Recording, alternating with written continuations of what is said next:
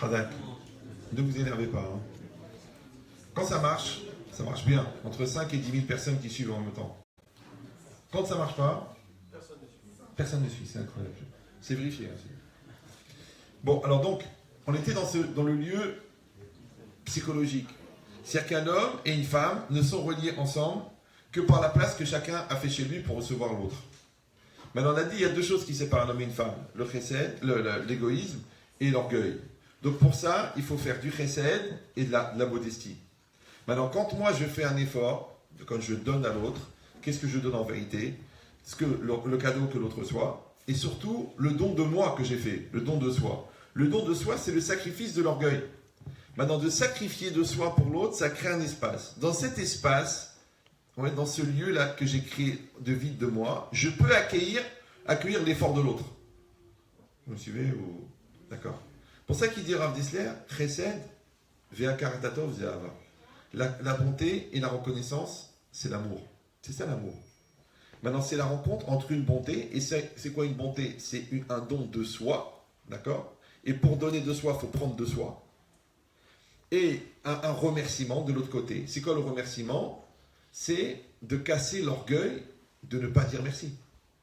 Maintenant, c'est dur de donner et c'est dur de dire merci.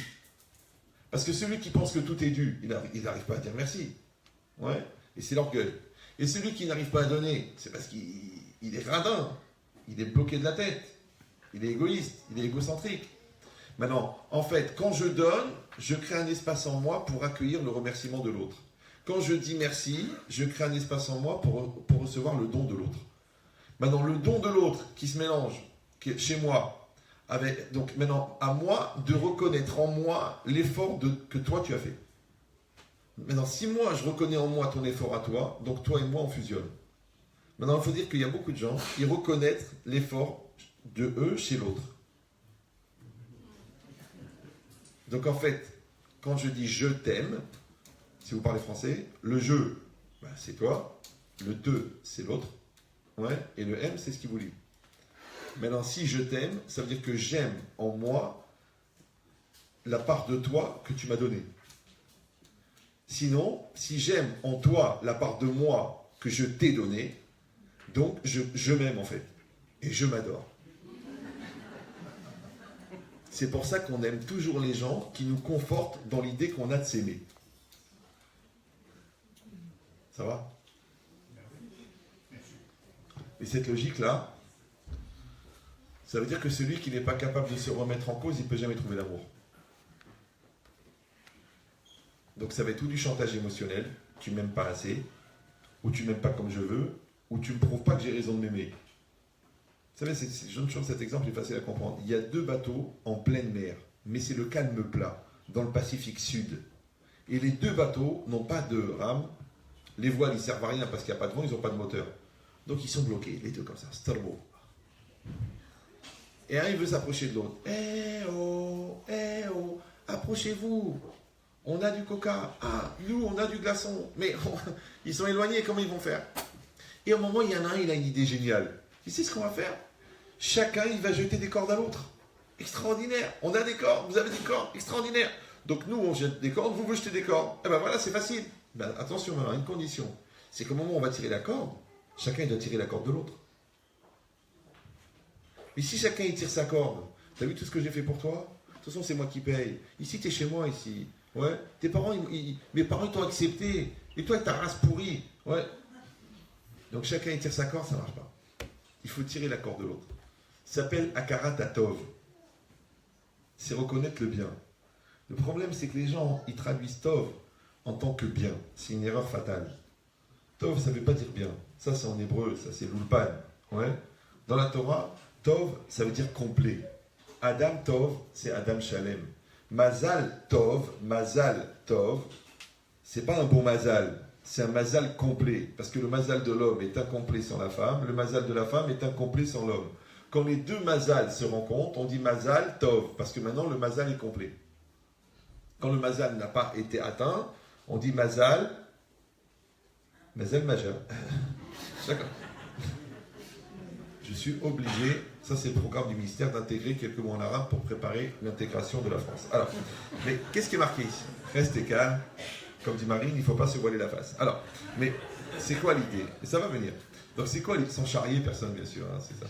Donc c'est quoi l'idée? L'idée, c'est que, vous avez compris maintenant, qu'en fait, nous ne sommes liés que grâce à l'espace que j'ai créé en moi. Et toi, l'espace que tu as créé en toi. C'est pour ça que quand il n'y a pas de remise en cause, quand il n'y a pas d'effort, quand il n'y a pas de don de soi, quand il n'y a pas de se casser quelque part, alors on n'est pas lié. C'est pour ça que des gens, un jour, ils arrivent à matin, Shalom, ils arrivent et disent, mais écoute, je t'aime plus. Voilà, j'ai réfléchi, je t'aime plus.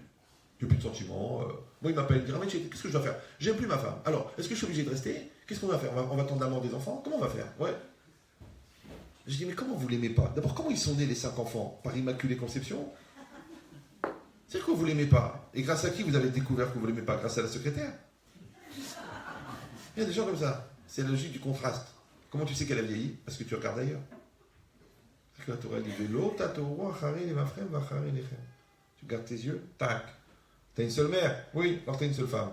Ah, c'est pas évident. Alors, tu vas commencer à avoir des problèmes. Ça s'appelle la concentration. Ça s'appelle le rikouz. Tu es à 100% là où tu es. Il dit, mais dans cette logique-là, que la personne, elle a créé un espace en elle pour l'autre. Il faut le faire. Comme tu as créé un espace en toi pour l'enfant. Comme tu as créé un espace en toi pour la Torah. Comme tu as créé un espace en toi pour Hachem. Maintenant, si tu ne crées pas en toi un espace pour Hachem, Hachem, il n'est pas en toi. Je dis, écoutez, je vais à la synagogue, je suis pratiquant, c'est-à-dire que je fais que les mitzvot pratiques, d'accord, je crois en Dieu, je passe les vacances à Natania. Non, Hachem, il n'est pas encore en toi. Il n'est pas en toi. Tu ne l'as pas fait rentrer en toi. Parce qu'il ne peut être en toi que parce que tu lui as fait de la place. Le problème, c'est pour que lui, il soit un peu plus en toi, il faut que toi, tu sois un peu moins en toi. Mais si toi, tu prends toute la place, parce que tu as une maladie malheureusement très connue à Tahiti qui s'appelle le MOI,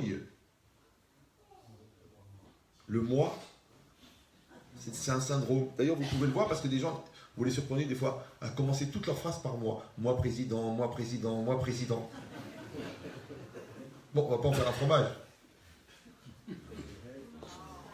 Ah, Mziana, celle-là. Non, j'ai besoin des blagues pour savoir si vous me suivez, parce qu'il y a des gens qui arrivent à dormir avec les yeux ouverts. On dirait les chiens en plastique à l'arrière des Renault 12. D'accord? Mais c'est quoi donc? D'accord. Mais c'est ça l'idée. L'idée, c'est que le Makom, en réalité, vous avez compris, ça peut être un lieu psychologique, un lieu intellectuel, un lieu émotionnel. Mais Eretz Israël s'appelle aussi le Makom que Dieu a choisi. Le Bet Amikdash, le temple, il s'appelle aussi le Makom, Makom Asherifra Hashem. Hashem lui-même, il s'appelle Makom. Il s'appelle le lieu, Amakom Baruchu, Baruch Amakom. Alors ça devient compliqué maintenant. Combien de notions de Makom existent? Alors je donne la logique qui est développée par le Rav Moshe Shapira Zifro Livracha. Il dit Makom, le mot Makom, il vient du mot Mekayem. Maintenant, Kayam en hébreu, c'est ce qui existe. Mekayem, c'est ce qui rend existant. Donc, Mekayem, Makom, c'est ce qui rend possible la chose. En hébreu, on dit Ame Afsher Aviato Shel Davar. C'est ce qui rend possible l'existence d'une chose. D'accord? Donc, oubliez la notion du lieu en philosophie. Ouais. Prenez la notion du décapsuleur de potentiel. Comme ça, je l'appelle moi. Ouais. C'est ce qui rend possible. Alors, c'est vrai que le terrain rend possible la construction du bâtiment. Par exemple, jamais vous allez voir dans le journal, finalement, le bâtiment est terminé et ils sont à la recherche d'un terrain. Mais non, comment ils ont fait le bâtiment? Ils n'ont pas le terrain. Donc, c'est le terrain qui rend possible le bâtiment. Comme le terrain fragile dans le corps, il rend possible la maladie. Maintenant, la médecine, elle soigne la maladie. Donc, la maladie se porte de mieux en mieux. Mais en fait, il faut soigner le malade. Maintenant, quand le malade est fort, la maladie est faible. Quand le malade est faible, la maladie est forte. C'est pareil du couple. Quand on a des problèmes. Je dis, mais comment il était votre couple? Il y avait de la communication, il y avait de l'investissement, il y avait de la reconnaissance, il y avait de l'amour, il y avait du respect. Non, rien. Alors, qu'est-ce que vous croyez qu'elle est arrivée? C'est normal. Tu manges pas, tu dors pas, tu te drogues, tu fumes, tu t'habilles mal, tu n'as pas le moral, tu stresses. Mais le minimum qui va t'arriver, c'est une grippe. Parce que ton terrain est fragile. Donc ton makom, c'est le lieu, c'est le terrain qui rend possible la maladie. Donc tu travailles le terrain, tu renforces le terrain. D'accord? De la même manière, c'est le lieu intellectuel qui rend possible la compréhension. Par exemple, des fois, des gens ils disent, vous savez, Rav, je ne suis pas d'accord. Je dis, c'est impossible. Évidemment, bah oui, parce que pour pas être d'accord, il faudrait que tu puisses être d'accord. Maintenant, pour qu'on soit d'accord, étant donné que moi j'ai étudié 20 ans et que toi tu as étudié 1 heure, donc on n'a pas le même langage, on n'a pas le même niveau intellectuel, on n'a pas la même connaissance dans la Torah. Donc tu ne peux pas être pas d'accord, parce que pour pas être d'accord, il faudrait que tu sois en connaissance de cause de tous les tenants et aboutissants du raisonnement, d'accord, avec toutes les marottes, avec tous les pensées, avec les 20 ans d'Yeshiva, et après tu dis je suis pas d'accord. Mais toi tu viens avec M6, avec Canal+, même si tu viens avec la philosophie. Moi, j'ai fait pas mal de philo dans ma vie. Ouais. Quand les gens ils voulaient parler à l'époque, j'ai dit écoutez, si vous voulez qu'on parle, d'abord, il faut qu'on parle 3 heures. 3 heures. 3 heures pour avoir les mêmes rapports, pour avoir le même langage. Parce que moi, je vais dire un truc, toi, tu vas dire un truc. On va se battre pendant 3 heures, à la fin, tu dis ah, c'est ça que tu voulais dire. Alors, moi, je dis pas ce que je veux dire, je dis ce que je veux dire. Alors, je ne veux pas que tu mettes 3 heures à comprendre ce que je veux au-delà de ce que je dis. Donc, on va se mettre d'accord et à la fin, on va parler. Et bien, tu verras que les gens qui parlent le même langage, souvent, sont d'accord. Donc quand quelqu'un n'est pas d'accord, vous avez compris maintenant l'idée, que ne peuvent être pas d'accord que des gens qui pourraient être d'accord. Maintenant, comme les 3 quarts des gens ne s'écoutent pas, les 3 quarts des gens n'ont pas la même pensée, les 3 quarts des gens n'ont pas la même personnalité, les 3 quarts des gens n'ont pas la même sensibilité, les 3 quarts des gens n'ont pas la même objectivité. Donc en vérité, ils ne peuvent pas être d'accord. Ça va? Donc puisque ne peuvent être d'accord, ne peuvent être pas d'accord que des gens qui peuvent être d'accord, et malgré qu'ils pourraient être d'accord, ils ne sont pas d'accord. Alors je pose la question, pourquoi ils ne sont pas d'accord puisqu'ils peuvent être d'accord?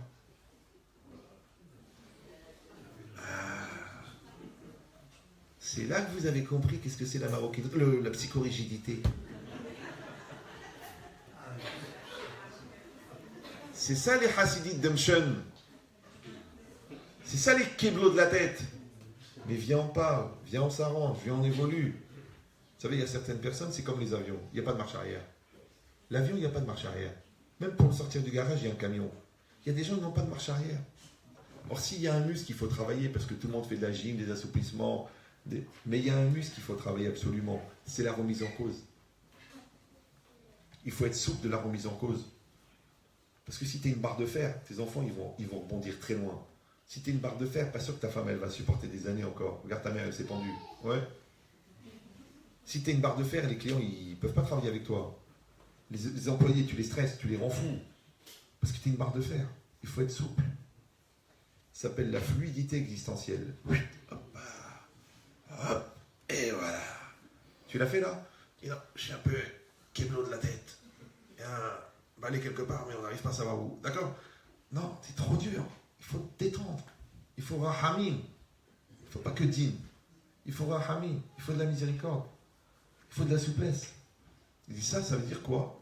Ça veut dire que tu as travaillé pour créer un espace intellectuel. Ça s'appelle la compréhension. C'est pour ça que comprendre, ça s'écrit avec un M. C'est comme prendre. Si vous l'écrivez avec un N, c'est un autre sens. Sans vous prendre pour quoi que ce soit. D'accord? Donc vous l'écrivez avec un M et c'est comme prendre. Et prendre, c'est saisir. Donc quand je vous demande est-ce que vous saisissez, vous allez me dire, mais Rav, je ne peux pas saisir le fil de votre pensée. C'est faux. La preuve, c'est que quand les gens se comprennent, on dit qu'ils sont sur la même longueur d'onde. Ou non. Donc ça veut dire quoi en vérité, vous avez compris? Que communication, c'est comme, ça vient de commun. Et commun, c'est comme un. Donc les gens qui ne communiquent pas, c'est pas parce qu'ils ne se comprennent pas. La preuve, même tu ne parles pas la même langue, tu arrives dans un pays, des signes, des trucs, de la bonne volonté, tu arrives à trouver ta route. Comment tu fais? Et l'autre, ça fait 22 ans que tu es marié, on est d'accord sur rien. On n'a pas la même éducation, d'abord on n'a pas la même vision des choses. De toute façon, ça me saoule, de toute façon, il me prend la tête, de toute façon, j'en ai marre. Tu vois ton problème? Donc le problème, c'est pas que vous ne vous comprenez pas, c'est que vous ne voulez pas faire un. Tu sais pourquoi? Parce que pour faire un, ouais, il faut enlever 0,5. Et toi, tu dis jamais je change, jamais je bouge. Par le granit de Bretagne. Alors on t'a envoyé une femme qui n'est pas du même sexe, comme tu es obligé de changer pour t'adapter. Apprends-moi tes enfants qui n'ont pas le même âge que toi, pour que tu t'adaptes. Tu apprends la Rahmanout, après on t'envoie des clients pour que tu t'adaptes, après on t'envoie des élèves pour que tu t'adaptes, et toi tu ne changes pas. Tu ne changes pas. Tu ne changes pas. c'est la définition de la mort. Parce que quand vous allez dans un cimetière, faites l'expérience. Moi, je l'ai fait. Vous allez dans un cimetière, il y a une tombe, elle est là. Il est là, le gars, il ne bouge pas, il est marqué, c'est marqué CJ, il est là. Et après, vous vous retournez. Et après, vous dites, tiens, je vais délirer. Peut-être que le gars, quand je sors, il se lève, il va danser. Non, il ne bouge pas. Tu sais pourquoi? Parce qu'il est mort. Tu dis, Laura Leno, Simsimino, Leicester. Mais tu n'as pas compris. Je ne parle pas des morts qui sont enterrés, moi. Moi, je parle des morts vivants. Donc, il y a des gens, tu lui dis, viens, on change. Non. Tu vas au divorce. Non. Ton fils, il est en train de devenir cinglé. Non. Le business, il coule. Non. Bouge. Non. En fait, CJ, il est mort. Comme des gens qui sont ignorants par tradition. Il y a des gens qui sont réchaïm par tradition. Ça s'appelle des juifs traditionnalistes. Je ne sais pas si vous connaissez. C'est des gens qui font certaines avérotes par tradition depuis des générations. Mais on mangeait les oursins à Oran, vous n'allez pas nous apprendre. Mais c'est un sourd, c'est marqué clairement dans la Torah. Et c'est quoi cette nouvelle Torah? C'est ça le problème. On avait l'habitude d'acheter le pain la veille du dernier soir, le dernier soir de Pessah. Vous allez nous apprendre, vous les jeunes. Qu'est-ce que ça veut dire de tremper la vaisselle? Alors ça veut dire quoi? C'est ta rêve chez moi? Ils ne savent pas. Maintenant, il y a une rigidité dans l'ignorance. Pourquoi? Parce que accepter le malaise de l'ignorance, c'est devenir intelligent. Changer, c'est pareil. Qu'est-ce qui est dur dans le changement? Vous savez ce qui est dur? C'est de grandir. Maintenant, la personne qui croit qu'elle est déjà grande, ou la personne qui pense qu'elle ne fera pas mieux, ou qu'elle pense qu'elle a atteint le meilleur, quand on lui dit c'est, il faut encore évoluer, ça la tue. Parce qu'elle ne veut pas grandir. C'est tuant de grandir. Mais d'un autre côté, on est condamné à grandir. Parce que les enfants, vous savez qu'il y a deux défauts majeurs. Les enfants grandissent et les parents vieillissent. Vous savez ça? Maintenant, nous, on ne veut pas que nos parents vieillissent. On dit Chazvé Shalom, Simsilenu, jusqu'à 120 ans, bonne santé, ok, mais ils vieillissent. Donc quand tu viens passer Shabbat chez eux, que tu te mets sur le canapé, toi, avec tes deux enfants à 26 ans, et que l'autre, ils ont 82 ans, et que dis, mon amour, tu veux un jus d'orange, papa, il va préparer la salade cuite, tu veux que je passe l'aspirateur, tu veux que je te masse le dos, mais c'est toi la jeune, c'est elle la vieille. Ah, mais grâce à Dieu, ils ont la santé, ils ont la santé. Mais qu'est-ce que t'attends qu'ils tombent dans la tombe pour te rendre compte qu'ils ont vieilli? Et les enfants, c'est pareil. Attends, ton fils dit, papa, je sors ce soir. Comment tu sors? Baisse les yeux, sale race. Qu'est-ce que tu crois, toi? Je t'excommunie, je te déshérite, je te pourris, je te détruis. Tu rentres dans ta chambre et tu te la fermes. Il dit, papa, j'ai 28 ans. Déjà. Donc on a un problème, c'est qu'on ne veut pas voir nos enfants grandir et on ne veut pas voir nos parents vieillir. Vous me suivez ou non? Pourquoi? Parce qu'on n'a pas créé un espace dans notre mental qu'un jour ils vont partir. Je sais ce que vous dites, Chazvé Shalom, Simsilenu, mais si tu savais qu'ils allaient partir, tu aurais profité pendant qu'ils étaient là. Donc quand je te dis pourquoi tu ne vas pas les voir, c'est pas évident, c'est la rue en face. Vous savez, la vie c'est la vie, c'est... Et après, quand il meurt, tu es devant la tombe, tu dis, papa, j'aurais tellement voulu, j'aurais tellement... Alors moi, qu'est-ce que je fais? Je lui mets un coup de coude dans le ventre. Et il me dit, mais vous êtes fou, Rav. Je dis, mais qu'est-ce que ça veut dire que j'aurais voulu? Mais quand il était vivant, t'as pas été. Alors à quoi ça sert? Quand il est vivant, t'as pas le temps. Et quand il est mort, tu dis, qu'est-ce que je serais prêt à donner pour pouvoir lui parler encore une fois? Mais Gabriel, il est là. Des fois, j'ai envie de dire aux gens, faites semblant de mourir. Et après, vous revenez. La semaine d'après, vous revenez. Et ben me voilà. Alors... Il paraît que vous avez vendu l'appartement de Natania, mais je suis même pas froid encore. Et toi, tu portes mes Weston. Oh. Comme ça, tu vas voir, tu vas dire, oh, tu es encore vivant. Ouais. Et bien, c'est ça l'idée. C'est pour ça que la Torah, quand elle parle des morts, elle ne parle pas que des morts, que la tête s'est arrêtée ou que le cœur s'est arrêté. Elle parle aussi des Réchaïm qui sont considérés comme morts. Et pourquoi un Racha, il est considéré comme mort? C'est pourquoi? Parce qu'il est en non-maîtrise de lui-même. Pourquoi un ignorant, il est appelé mort? C'est comme Maral dit, les ignorants sont pas vivants. Tu dis, mais Chazvé Shalom, ça veut dire quoi? Je lui dis pourquoi? C'est pas qu'ils sont pas vivants, biologiquement ils sont là, le gars il est là, il est ignorant, mais il est là. Il dit, mais la Torah qu'il aurait vécu, la vie qu'il aurait vécue avec la Torah, c'est une autre vie. C'est comme tu vois un gars intelligent, malheureusement il était flemmard. Le gars ici, il avait bossé à l'époque, il aurait bossé les maths, il aurait bien passé un bon bac, à Louis le Grand, il aurait fait maths sup, maths spé, sup déco. Le mec, il aurait fait l'ENA, les doigts dans le nez, maintenant il serait au fonctionnaire. Mais il était flemmard. 4x4, ça me saoule. La rédaction, c'est trop long. J'arrive pas à réviser, j'ai pas la tête. Je suis hyperactif, j'arrive pas à m'asseoir, je bouge trop. Ah bon, et devant le DVD, tu restes 1h15. Là, tu n'es plus hyperactif, là. Et devant le cours de Mishnah, tu deviens le feu follet. Tu sais pourquoi? Parce que tu ne sais pas ce que tu veux. Vouloir, c'est l'énergie qui vient de l'âme. Ouais. Savoir, c'est le lien intellectuel que tu entretiens avec. Maintenant, quand toi tu sais, c'est que tu fais un avec la chose. Et quand toi tu veux, c'est que tu maîtrises cette énergie-là. Maintenant, quand tu sais ce que tu veux, c'est que ta connaissance et ta volonté, ils sont maîtrisés par le jeu. Ça s'appelle en français être vivant. Maintenant, si tu n'as pas la connaissance, tu n'es pas vivant. Et si tu ne maîtrises pas la volonté, tu n'es pas vivant. Parce qu'un mort, vous lui mettez du courant électrique, il bouge, tu dis mais il est mort. Mais non, il est vivant, il n'est pas vivant, c'est juste du courant électrique. Maintenant, au lieu d'avoir un courant électrique qui vient de la prise, toi tu as un courant électrique qui vient du Yetzirah. Toi tu as un courant électrique qui vient de la peur. Toi tu as un courant électrique qui vient de la névrose. Toi tu as un courant électrique qui vient du regard de l'autre. Ça ne s'appelle pas que tu es vivant, ça. Puisque l'origine de ton mouvement ne vient pas de toi. Eh bien, ça s'appelle un mort. C'est pour ça qu'en fait, si vous réfléchissez bien, puisqu'on a passé Rosh Hashanah et Kippour, donc je peux vous le dire à vous, ouais, il n'y a que deux solutions dans la vie. Ou tu vas être un serviteur de Dieu, ou tu vas être un serviteur du Yetzirah. Maintenant, serviteur du Yetzirah, ça ne veut pas dire que tu vas te mettre des cornes, ou là une queue, ou là une citrouille sur la tête. Halloween. Non, serviteur du Yetzirah, ça veut dire que tu vas servir ta peur. Ça veut dire que tu vas servir ton orgueil. C'est-à-dire que tu vas servir tes pulsions. C'est-à-dire que tu vas servir ta déchéance, ton laisser-aller, ta lourdeur. Ouais. C'est ça, serviteur du Yetzirah. Parce que sachez que le Yetzirah ne fait jamais fauter. Non. Il te crée les mauvaises qualités qui te font fauter. Par exemple, il te rend négligent et toi, tu rates la prière. Il te rend que tu n'arrives pas à te concentrer. Du coup, tu fais mal à Mida. Il te fait que tu ne travailles pas ta mémoire. Donc, du coup, tu ne retiens pas les textes. Il te fait que tu vis toujours dans le regard de l'autre. Ce qui fait que tu n'arrives pas à être naturel. Mais lui, il fait toujours un travail périphérique. Mais la conséquence, c'est l'intérieur. Donc, quand toi, tu es un serviteur de Dieu, maintenant, Dieu, il t'a dit, pour me servir, il faut que tu maîtrises ta haine, il faut que tu maîtrises ta peur, il faut que tu maîtrises ton regard, il faut que tu ne convoites pas le bien de l'autre, il faut que tu t'investisses dans tes choix, il faut que tu sois clair dans ta Amida, il faut que tu sois clair dans ta Torah. Donc, le bon Dieu, il te demande, pour le servir, de devenir libre. Vous me suivez ou l'aile? Oui.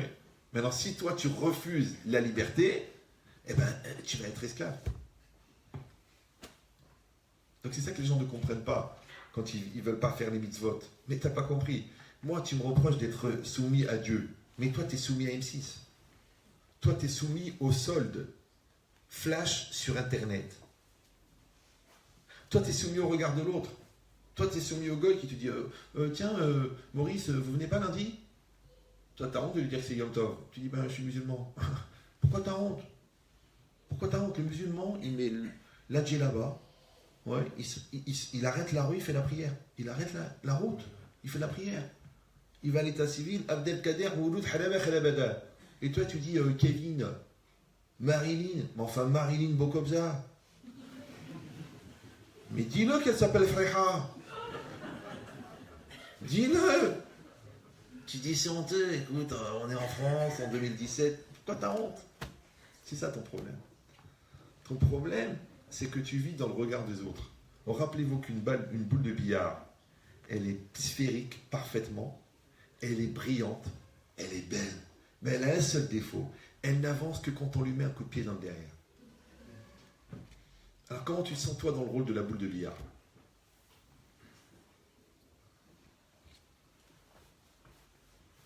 Ben, c'est exactement ça. Il dit Baal Tchouva en laem makom. Le Baal Tchouva n'a pas de makom. Pourquoi? Parce qu'en fait, on a compris que makom, c'est ce qui rend possible. Mais le problème, c'est que quand on fait des avérotes, tous les repères sont créés par l'Yetzirah. Par exemple, il y a des gens, tout leur travail, c'est de voler. Une fois, j'ai vu un gars, je lui ai dit, qu'est-ce que tu fais dans la vie? Il me dit, je fais de l'assurance. Ah bon, je fais de l'assurance, je fais de l'assurance? Il me dit, pas du tout. Il m'a dit, je crée une société, je mets ma grand-mère gérante, elle est morte à Oujda en 62, d'accord? Et je dépose un cabis bidon, je prends un local, je compte un compte bidon, je commande la marchandise, j'assure le tout et je mets le feu. Je dis, ah bon? Il me dit, je mets le feu. Et alors, il me dit, je prends 100 000, je connais les assureurs, je connais les taux, je connais tout, je prends 100 000. Je dis, ah bon, et tu fais ça combien de fois? Il m'a dit, ça fait 9 fois. 9 fois? Oui, 9 fois. Il a fait ça 9 fois en 8 ans. Le gars, il a pris chaque fois 100 000. Il est bien. Je lui ai dit, mais il y a juste une question technique. Si au lieu de mettre le feu pour toucher 100 000, tu avais vendu la marchandise, tu aurais vendu la marchandise, tu aurais pris combien? Il m'a dit 100 000. Je lui ai dit, pourquoi tu n'as pas vendu? Il m'a dit, j'ai pas pensé. C'est-à-dire qu'il y a des gens, ils ont l'esprit tellement tordu que la normalité, pour eux, c'est pas normal. C'est comme les gens qui mentent a priori. Pourquoi tu mens? Je sais pas, pourquoi tu mens? Dis, je suis en retard. Dis, l'avion était retardé. Dis, je me suis pas réveillé. Non, oui, il y a eu un attentat, ils ont bloqué toute l'avenue. Mais pourquoi tu mens? C'est une grave maladie qui s'étudie en faculté, qui s'appelle la mythologie. L'étude de la mytho, ouais. Et pourquoi tu mens? Comme ça, les menteurs artistiques, les menteurs justificatifs. Mais moi, je pose la question, vous êtes tous des adultes. D'accord? Jusqu'à quand les raisons, ils peuvent devenir des prétextes? Donc tu décides, ou tu as un prétexte, ou tu as une raison. Si tu as une raison, ben, c'est raisonnable. Si tu as un prétexte, c'est psychiatrique. Parce qu'à 45 ans, trouver un prétexte pour ne pas descendre la poubelle, c'est psychiatrique. À 45 ans, trouver un prétexte pour ne pas se remettre en cause, parce que c'est toujours l'autre 14, c'est psychiatrique. J'ai eu un couple il n'y a pas très longtemps. Le gars, il voulait rien savoir. La religion, c'est de la merde. C'est l'opium du peuple, c'est des bêtises, c'est pour les idiots. Je dis, mais t'as vu ma tronche? J'ai soigné des psychiatres. Moi, le gars qui te soigne, je le soigne. Tu crois que je suis tellement lourd? Ouais. Je lui dis, mais écoute-moi bien. Je lui dis, moi, je te propose de travailler avec des cours de Torah, de travailler sur tes nerfs, de travailler sur ta radinerie, de travailler sur ton manque de reconnaissance. Tu peux le faire. Maintenant, t'as pas compris. Après le rabbin, c'est le psychiatre. Parce que quelqu'un qui est convaincu que tout le monde lui veut du mal, c'est une maladie. Celui qui est sûr qu'il est supérieur à tout le monde, c'est une maladie. Celui qui entend une voix en lui qui lui dit qu'il faut faire du mal, ça s'appelle bipolaire, schizophrène. Donc moi je te dis, c'est Yetzirah, je suis gentil avec toi. Donc je vais t'apprendre à construire ton jeu pour lutter contre son Yetzirah. Mais si toi tu dis non, c'est des bêtises, c'est des lourdeurs, mais alors maintenant il faut que tu ailles voir quelqu'un qui t'explique comment ça se fait que tu entends une voix qui te dit frappe-la. Tous les serial killers, ils entendent des voix. Jeanne, pour l'arrêter, on a été obligé de la brûler. Jeanne d'Arc. Vous avez quand même une réactivité qui est proche du coma. Je ne sais pas si c'est la fatigue ou l'attitude. La logique, c'est ça. Vous avez compris maintenant que, en fait, le problème du rachat, c'est qu'il a des faux repères. Pourquoi? Parce que le Yetzirah, il s'appelle Melech Hadimayon, le roi de l'illusion.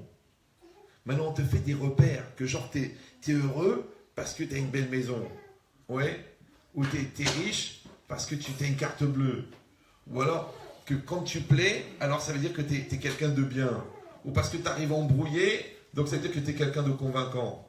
Mais qu'est-ce qui se passe quand la vérité, elle rejoint? Quand ta femme, elle te dit, ton fric, je m'en fous. De toute façon, tu me respectes pas, je m'en vais. Quand tes enfants, ils disent, papa, j'ai pas envie de parler avec toi parce que je sais que tu penses qu'à toi.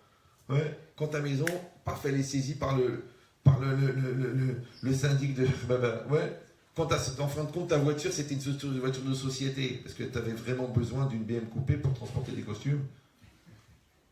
Je sais que tu es dans le social, mais il y a de l'abus, ça s'appelle l'abus de biens sociaux. Et tu vois, tout s'écroule. Tu sais pourquoi tout s'écroule? Ah, tu dis c'est à cause de la Inara, à cause de la jalousie, à cause du shror de ma belle-mère. Non. Non. C'est parce que Shikra Lokai, le mensonge ne tient pas. Un jour ou l'autre, ça va tomber. Et ça tombe. Donc, qu'est-ce que tu fais, toi? Tu fabriques des faux repères. Et sur les faux repères, tu fabriques des immeubles, des projets, des défis. Mais ils sont fondés sur des faux repères. Le jour où les faux repères s'écroulent, t'as plus rien. Rav Dessler, il dit, c'est comme un gars qui se noie, tout le bateau, il a coulé. Il reste de la paille. Et lui, qu'est-ce qu'il fait? Il s'accroche à la paille parce qu'il est en plein milieu de l'Atlantique. Donc, il Titanic quelque part, oui. Il s'angoisse, il a peur de mourir, alors il s'accroche à la paille. Mais n'importe quel physicien de bas étage, de classe de seconde, il sait qu'un objet flottant ne peut te faire flotter que s'il a le même volume que toi. Donc comment une paille qui fait 20 grammes, elle va faire flotter un gars qui fait 90 kilos? Elle ne peut pas, mais quand même tu t'accroches. Tu sais pourquoi? Parce que dans ta vie, tu avais des faux repères. Le jour où le monde s'écroule, qu'est-ce que tu fais? Tu t'accroches aux faux repères. Donc le plus tôt possible, il faut avoir des vrais repères. Alors, on a dit que c'est quoi un repère? Un repère, c'est une base. Un repère, c'est à partir de là que les choses se font. Et bien, un repère s'appelle un makom. Comme toi, tu habites quelque part, tu n'es pas SDF. Tu vois, c'était rassurant d'avoir une maison, d'avoir un toit. C'est dur d'être dans la rue, de dormir, qu'un gars il te donne un coup de pied, il te crache dessus, l'autre il vient en pleine nuit, il te vole. Tu dis, je vais mourir, j'ai besoin d'avoir un domicile fixe.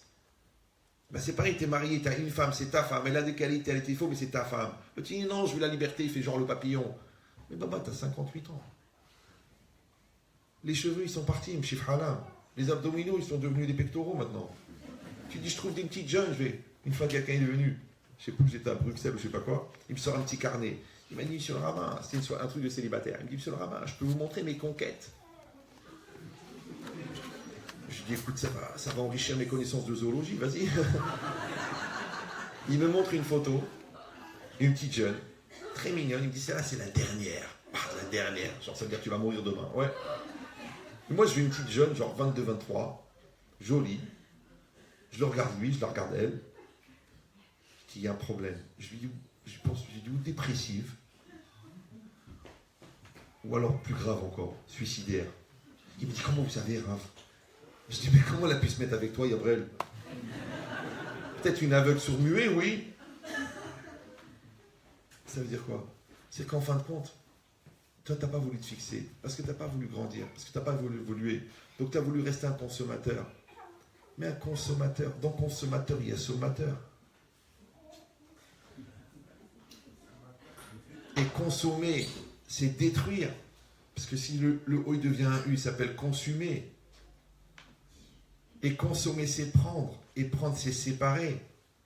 Parce que quand tu manges une tablette de chocolat, c'est rare que tu gardes le papier, même par attachement sentimental. Donc si tu passes ta vie à prendre, un jour tu vas te retrouver tout seul. C'est ça que c'est marqué Ta'ava, mais Vakesh Nifrad. Mais si tu passes ta vie à donner, tu ne comprends même pas pourquoi tu es toujours entouré de gens. Et pas des gratteurs. Ouais. Parce que donner, ça construit. Mais prendre, ça détruit. On dit Olam Hesed Libanais. Le monde est construit par la bonté des Libanais. Olam Hesed Libanais. Le monde est construit par la bonté. Donc en vérité, le ciment du monde, c'est la bonté. Donc donner, ça relie les choses. C'est pour ça que dans la Torah, on donne du plaisir. On ne prend pas du plaisir. Si tu prends du plaisir, tu vas divorcer un jour. Parce que tu es un consommateur. Si tu donnes du plaisir, ton compagnon, il est de plus en plus attaché à toi. C'est organiser une garderie. Vous avez compris l'idée ou non? C'est ça l'idée. L'idée, c'est que tu dois décider. Est-ce que tu es là pour donner ou est-ce que tu es là pour prendre? Maintenant, pour donner, on a dit il faut créer un espace. Cet espace, il est à l'intérieur. Il s'appelle comment? Il s'appelle Makom. Mais Makom, on a dit que c'est Mekayem. C'est ce qui rend possible. Donc ça s'appelle le lève. C'est ça le cœur. Mais pas le cœur. Le cœur des sentiments, le cœur de la gentillesse, le cœur de l'inspiration, de la Martine. Non, le cœur dans le sens de le centre de la personne. Parce qu'à Kol Novea Mealev, tout vient du cœur. C'est-à-dire que tout vient de l'intériorité. Et le cœur, c'est le cœur qui rend possible le reste. Parce que quand le cœur ne marche plus, la personne, elle meurt. Pourquoi? Parce que le cœur, il envoie le sang dans le corps entier. Maintenant, toi, tu es en tant que père, tu es le cœur de ta famille. On a besoin du père, il joue son rôle. On a besoin de la mère, elle joue son rôle. Quand il y en a un des deux qui s'en va, j'ai dit des fois à des gens qui veulent divorcer, je dis, ok, vous allez divorcer, c'est pas grave. Je dis, ouais, il y a plein de divorces, de toute façon, les enfants, ils s'adaptent et tout. Ok. Mais ça ne sera jamais la même chose. Parce qu'il faut un père et une mère. Et le père a un rôle à jouer, et la mère a un rôle à jouer. D'accord? Maintenant, le père, il va jouer son rôle par rapport à une mère qui joue son rôle. Maintenant, ça, tu ne peux pas justifier que tu ne joues pas ton rôle parce que ta femme ne fait pas son rôle. Parce que toi, tu dois faire ce que tu as à faire. Comme tu ne peux pas te dire, je ne rembourse pas la dette parce que l'autre, il me parle mal au téléphone. Mais toi, tu as pris l'argent, tu rends l'argent. Lui, il a fait un vide chez lui pour te prêter. Toi, tu vas faire un vide chez toi pour lui rendre. Tu dis, non, je ne lui rends pas, il me parle mal. Il me harcèle au téléphone. Mais c'est normal, tu l'as juré sur la tête de ta mère que tu allais rendre dans une semaine, ça fait 9 ans. Il peut être un peu nerveux.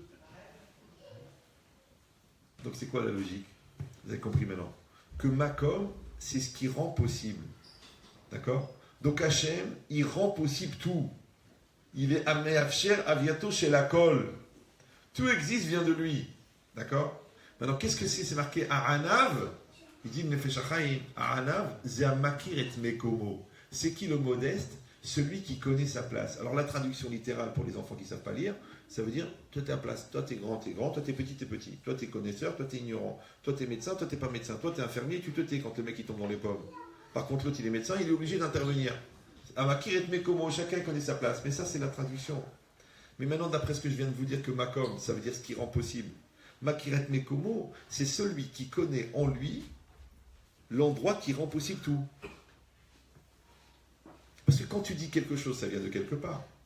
Quand tu fais quelque chose, ça vient de quelque part en toi. Quand tu rigoles, ça vient de quelque part. Quand tu pleures, ça vient de quelque part. Maintenant, si toi, tu n'arrives pas à remonter à l'intérieur de toi, dans la connaissance de toi, pour savoir qu'est-ce qu'en toi rend possible toi, tu as un vrai problème. D'abord, numéro un, tu ne te connais pas. Deuxièmement, et ça c'est plus problématique, tu ne vis pas ta vie. Puisque tu n'es pas toi-même. Vous me suivez ou là? C'est ça être soi-même. Le même que soi. Le moi intérieur, le moi extérieur. C'est pour ça qu'on a créé l'être et le paraître. Le paraître, c'est pour permettre à l'être d'être. Maintenant, si toi tu te sers du paraître pour éviter d'être, c'est dangereux. Parce que pourquoi ça s'appelle le paraître? Parce qu'on espère bien que tu vas finir par être. Mais si toi tu finis par être, bah au Hachem, t'étais un mytho, et après, maintenant t'as acheté un costume et une barbe, et un chapeau. La barbe, ça pousse tout seul, c'est comme les mauvaises herbes. Le chapeau, tu peux en trouver pour 100 €. Un costume, ça se trouve. Faut pas être trop moderne, comme ça fait un peu religieux. Et quand on te pose une question, tu connais rien. Après, tu es incohérent, tu dragues la cliente, tu mens au téléphone toute la journée, tu te dis, écoute, ton chapeau, il va pas avec ce que tu fais. Ah, tu sais, petit à petit, je suis pas au niveau, ça va venir, un d'air, que Dieu est grand. Mais t'es un voleur, mais t'es un menteur, mais t'es un rachat, mais t'es un pourri. Je parle même pas de tous les sites que tu visites qui sont ni pour nous, ni pour vous. Donc, un vrai problème, c'est que ton paraître, il n'a pas utilisé par ton être pour devenir ton être. Alors, tu as un paraître que tu es un père de famille. La preuve, sur la photo, vous êtes 5. 2 les 3 autres, là. Donc, ton paraître de père de famille, il doit t'aider à devenir père de famille. Mais si tu fais genre, tu dis, ah, ils font du bruit, ils me prennent la tête, j'ai pas envie, et puis j'ai pas envie d'y penser, et puis faites ce que vous avez à faire, et de toute façon, moi, je suis là pour l'argent, je suis pas pour le reste. Donc, en vérité, ton paraître de père de famille, il n'a pas rendu de toi un père de famille. Donc, tu n'as pas trouvé en toi le déclencheur du père de famille. Comme tu es patron, tu payes les employés. Eh ben, tu ne te payes pas à toi. Alors quoi? Non, je vais voler, je vais mentir, je vais déposer le bilan, mais je vais me prendre... Alors, tu n'es pas un patron. Un patron, c'est quelqu'un qui, d'abord, qui paye ses fournisseurs, qui paye ses employés. Après, il se paye à lui. Sinon, tu es un voleur. Donc, tu n'as pas profité de ton entreprise pour devenir patron. Tu étais un voleur de petites échelles et tu es maintenant un voleur de grande échelle. Donc, en fin de compte, ton être, il n'a pas changé. Puisque tu n'es pas servi de ton paraître pour être. Vous me suivez ou... Voilà. Maintenant, quand c'est marqué ici, Ba'alei Tshuva, Bnei Israël, Acharei Yom Kippour, En Ba'alei Tshuva. Ve Ba'alei Tshuva, En la En Makom. Vous avez compris maintenant ce que veut dire Makom? C'est pas qu'ils n'ont pas d'endroit où aller. Chacun, il a sa maison. Mais un homme qui s'est laissé aller et qui s'est habitué à écouter son Yetzirah, tous ses repères sont faux. Et quand il fait Tshuva, il ment plus, il vole plus, il arrête de regarder la voisine, il arrête de se prendre la tête, il arrête de... Mais il est perdu. Le mec, tout son métier, il est basé sur le vol. Il va attraper froid, parce qu'il ne peut plus vendre de pompe à chaleur. D'accord? Comment il va faire? Celui-là, tout son amour pour sa femme, il est basé sur l'adultère. Parce qu'en fait, il n'arrive pas à draguer. Et comme il arrive à draguer les clientes, donc maintenant, quand il est avec sa femme, il fait le fier. Mais si on lui dit maintenant, tu n'as plus le droit de draguer personne, mais sa femme, elle ne l'intéresse pas. D'abord, elle a vieilli. En plus, la baisse des valeurs boursières est reconnue dans tous les domaines. Il dit, mais regarde là, elle est fripée. Mais comme toi, Yarma, toi aussi, tu as changé. Donc, en vérité, quand on détruit les repères de quelqu'un, on a un problème, c'est qu'il n'a plus de repères. C'est ce qui est marqué ici. C'est pour ça qu'Hachem, il a donné la soukha juste après Kippour. Parce que qu'est-ce que c'est la soukha? En fin de compte, c'est quoi? C'est une cabane. Non, le gars, il a une maison à 7 millions d'euros. Une belle maison. Il a une villa à vendre, 7 millions d'euros. La clim, l'éclairage d'ambiance, la musique qui s'allume dans les toilettes quand il rentre, le parquet chauffant qui s'adapte à la température de quelqu'un, le lit, mémoire de forme, blablabla. Le mec, on lui dit, tu vas aller dans une cabane avec un peu de feuillage, 3 parois, même pas 4, le courant d'air, les chaises en plastique, les tapis de tatamimi qu'ils ont ramenés d'Oran, accrochés au mur. Tu dis, mais attends, mon amour, écoute, grâce à Dieu, on a une belle maison. Tu veux qu'on sorte de la belle maison pour aller dans un truc où j'aurais honte de mettre un SDF, tu veux que j'aille là-bas. La Torah l'a dit, c'est midirat keva, veshev midirat aray. Sors de ta maison fixe et rentre dans ta maison éphémère. La souka, elle est éphémère. Alors, je vous donne le secret, parce que c'est pas ça le thème, mais on en a besoin pour la suite. Dans la maison est solide, mais les valeurs sont fragiles. Dans la souka, la maison est fragile, mais les valeurs sont solides. Je vois des gens qui ont de l'argent, par exemple. Ça peut arriver. Chacun dit, ah, t'as vu combien il a, t'as vu combien il a.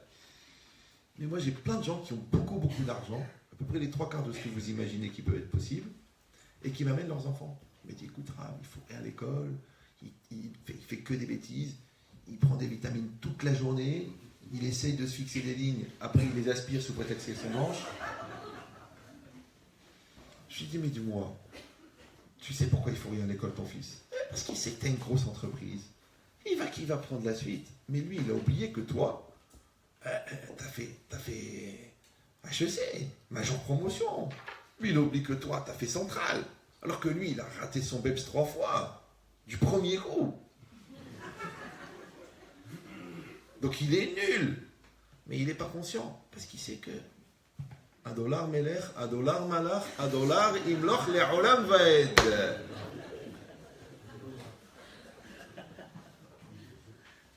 Alors je dis, ton problème, c'est que ton enfant, tu lui as donné tellement de valeurs que tu as oublié de lui donner des valeurs. Et comme les valeurs, ce n'est pas des choses qui s'achètent avec des valeurs, donc ton enfant n'a pas de valeur. Maintenant, quand ton enfant n'a pas de valeur, il ne peut pas être valorisé. Et comme il n'est pas valorisé, il est obligé de s'acheter une valeur auprès de ses copains qui n'ont pas de valeur en lui donnant son supplément de valeur. Puisqu'il lui-même n'a pas de valeur. Voilà. Donc quand tu n'as rien à donner à tes enfants, tu leur donnes des qualités. Mais quand tu as de l'argent à leur donner, c'est dur de leur donner des qualités. Parce que quand les gens sont superficiels, c'est dur de les rendre essentiels. C'est pour ça que le Midrash dit toujours Aniyut Tova les Israël. La pauvreté est bonne pour Israël. C'est vrai. Le mec qui n'a rien, il va finir le chasse, il va finir le Talmud. Lui, quelqu'un qui est milliardaire, il va payer quelqu'un qui étudie le Talmud. Et lui, il va rester un ignorant, mais l'ignorant, vous savez qu'il y a certains niveaux d'ignorance, il faut envisager la conversion. C'est pas possible d'être tellement ignorant. L'autre, il m'a demandé, Rav, la Hanoukia, on la met où dans la souka? À l'entrée ou à l'intérieur? Je dis, mettez un allumé. Il m'a dit, c'est Hanouka.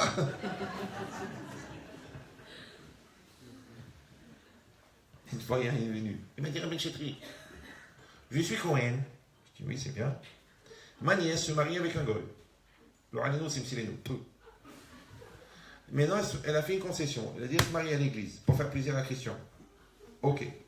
Christian, il a dit, on se marie à l'église. Elle a dit, écoute-moi bien, moi je fais un effort, je me marie à l'église, mais à une condition. C'est que mon oncle, tonton Maurice Cohen, il vient, après la bénédiction du curé, nous faire Berkat Kohanim dans l'église, avec le talit. Il m'a dit, Rav, est-ce que j'ai le droit d'après la halakha?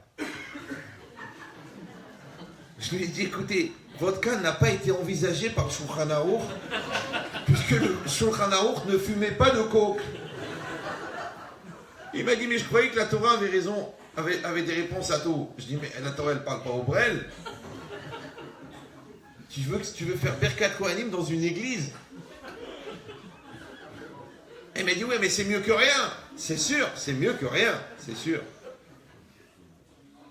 Peut-être que rien, c'est mieux. Mais moi c'est pas la question qui me choque. C'est comment le gars, il a pu poser la question. Faut le faire quand même. Il y en a, il m'a dit, Rabbi Chetri, je suis chômeur vendredi soir, Shabbat, mais pas Shabbat matin. est-ce que je peux monter à la Torah? Je dis, bien sûr, mais tu montes la moitié de la montée. C'est bizarre. T'as compris ou non? C'est parce qu'il est que moitié Shomer Shabbat. Une fois, il y en a, il m'a dit, Rav, on a déjà donné le gaba, il est venu, il m'a dit, Rav, on a déjà donné la haftara à quelqu'un, et ce monsieur, il a besoin pour son père, on peut lui le donner? Je lui ai dit, bien sûr, mais donne un troisième aussi. Celui-là, il a été à Disneyland la semaine dernière, donne-lui aussi l'haftara. Comme ça, tout le monde est niftarim ici. Mais non, on a donné l'haftara, c'est fini, on la donne, on ne va pas la redonner, comme on la donne. Ils sont bizarres. Non, c'est-à-dire que les gens, ils posent la question. Comme les gens, ils disent, ah, ça coûte rien de demander. Mais non, des fois, c'est une mitzvah de la fermer. Parce que là, quand tu te tais, on a des doutes sur ton intelligence. Mais quand tu parles, on n'a plus de doutes sur ta lourdeur. Vous avez compris que Baal Tshuva, El Nomakom, parce qu'il a détruit tous ses repères. Parce que maintenant, il ne veut plus mentir, il ne veut plus voler, il ne veut plus tricher, il ne veut plus penser à une autre femme, il ne veut plus embrouiller, il ne veut plus convoiter la femme du voisin, il ne veut plus faire du lachon hara. Mais toute sa vie, c'était ça. Toute sa vie, il était à 100% dans la Vera. Donc quand tu le débranches de la Vera, le gars, il est perdu, il est tout nu. Qu'est-ce qu'il va faire? Alors Hachem, il a donné la soukha. Maintenant, dans la soukha, oui, on a dit, les valeurs sont vraies. Parce que qu'est-ce que tu as dans la soukha? Tu as la présence divine, les gens que tu aimes, et le minimum que tu as besoin. C'est ça ce qui est vrai. C'est pourquoi les gens, ils attendent d'être malades pour comprendre l'importance de la santé. Pourquoi les gens, ils attendent de se faire attraper pour comprendre la gravité de leur adultère? Il y a des gens, pendant des années, ils mentent, ils trichent, ils organisent un adultère, mais vraiment sérieux, d'accord? Carte bleue, khalababa, les hôtels, les sorties, les mensonges, je suis à Dubaï, je suis à truc, et le mec, il ment. Un jour, il se fait attraper. Le jour où il se fait attraper, il m'appelle en kata. Rabbi Chetrid, venez sauver mon couple. Je dis, mais qu'est-ce qui se passe? Il m'a dit, voilà, j'ai fait une erreur, ma femme s'en est rendue compte. Je dis, mais la deuxième partie est plus grave que la première. D'après ce que je vois. Ouais. Il me dit, oui, mais vous comprenez, bon, vous savez, je suis faible, et puis moi j'ai besoin d'exotisme, et puis elle est très très classique, donc j'avais trouvé un compromis. Je dis, bah, fallait lui expliquer. Elle me dit, elle écoute pas. Elle comprend pas. Mais c'est quoi l'idée? C'est que la personne, parce que dans compromis, il y a promis. D'accord? Que la personne, en vérité, elle se ment à elle-même. Mais rappelez-vous que les choix qu'on refuse le plus, c'est ceux qui te rejoignent le premier. Et les mensonges qu'on veut le plus cacher, c'est ceux qui apparaissent sur ta figure. Donc toi, tu dois être en accord avec toi-même. Toi, t'es juif. D'accord? La halakha, c'est la halakha. Le Shabbat, c'est le Shabbat. La cacheroute, c'est la cacheroute. Ah, Rav, c'est pas évident. On est jeté dans un club, il n'y a que du requin. Je dis, ben mange les assiettes en plastique. Il téléphone, il ramène chez Trit, qu'est-ce qu'on va faire? Écoutez, je suis dans un hôtel, on est en plein Pessah, il y a du pain sur la table. Rav, pensez-vous prendre des mesures auprès du consistoire? Je dis, mais d'abord, toi, qu'est-ce que tu fais là-bas, toi? Avant de partir sur l'affiche, tu as regardé les photos, tu as regardé les prestations, tu as regardé la spa, ou tu as regardé qui c'est le Rav qui va là-bas? C'est quel cache-route? Ah ben, c'est marqué cacher, on a été, c'est écrit en hébreu, Hazir, d'accord? Tu ne regardes pas la cache-route, c'est comme ça. C'est normal, c'est comme si tu vois, je sais pas moi, une Porsche Cayenne à 2000 €. Tu dis, waouh, une affaire.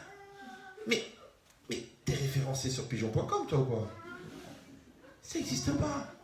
Même le moteur d'essuie-glace, il coûte 2000 €. Tu veux que la voiture, elle coûte 2000 €? Le moteur d'essuie-glace. Ah, pourquoi tu veux? Parce que tu veux y croire. Parce que tu veux te mentir à toi-même. Donc tu veux te mentir que ta femme, elle est khmara, jamais elle verra que tu la trompes. Mais c'est ce qu'il fait le bon Dieu. Le bon Dieu, il fait que tu as loué un hôtel à 22 km de Carpentras, un truc de folie, et tu vas là-bas. Et tu sors de la chambre, il y a Catherine avec toi, non, tu sors, qui tu vois dans le couloir? Ton beau-père.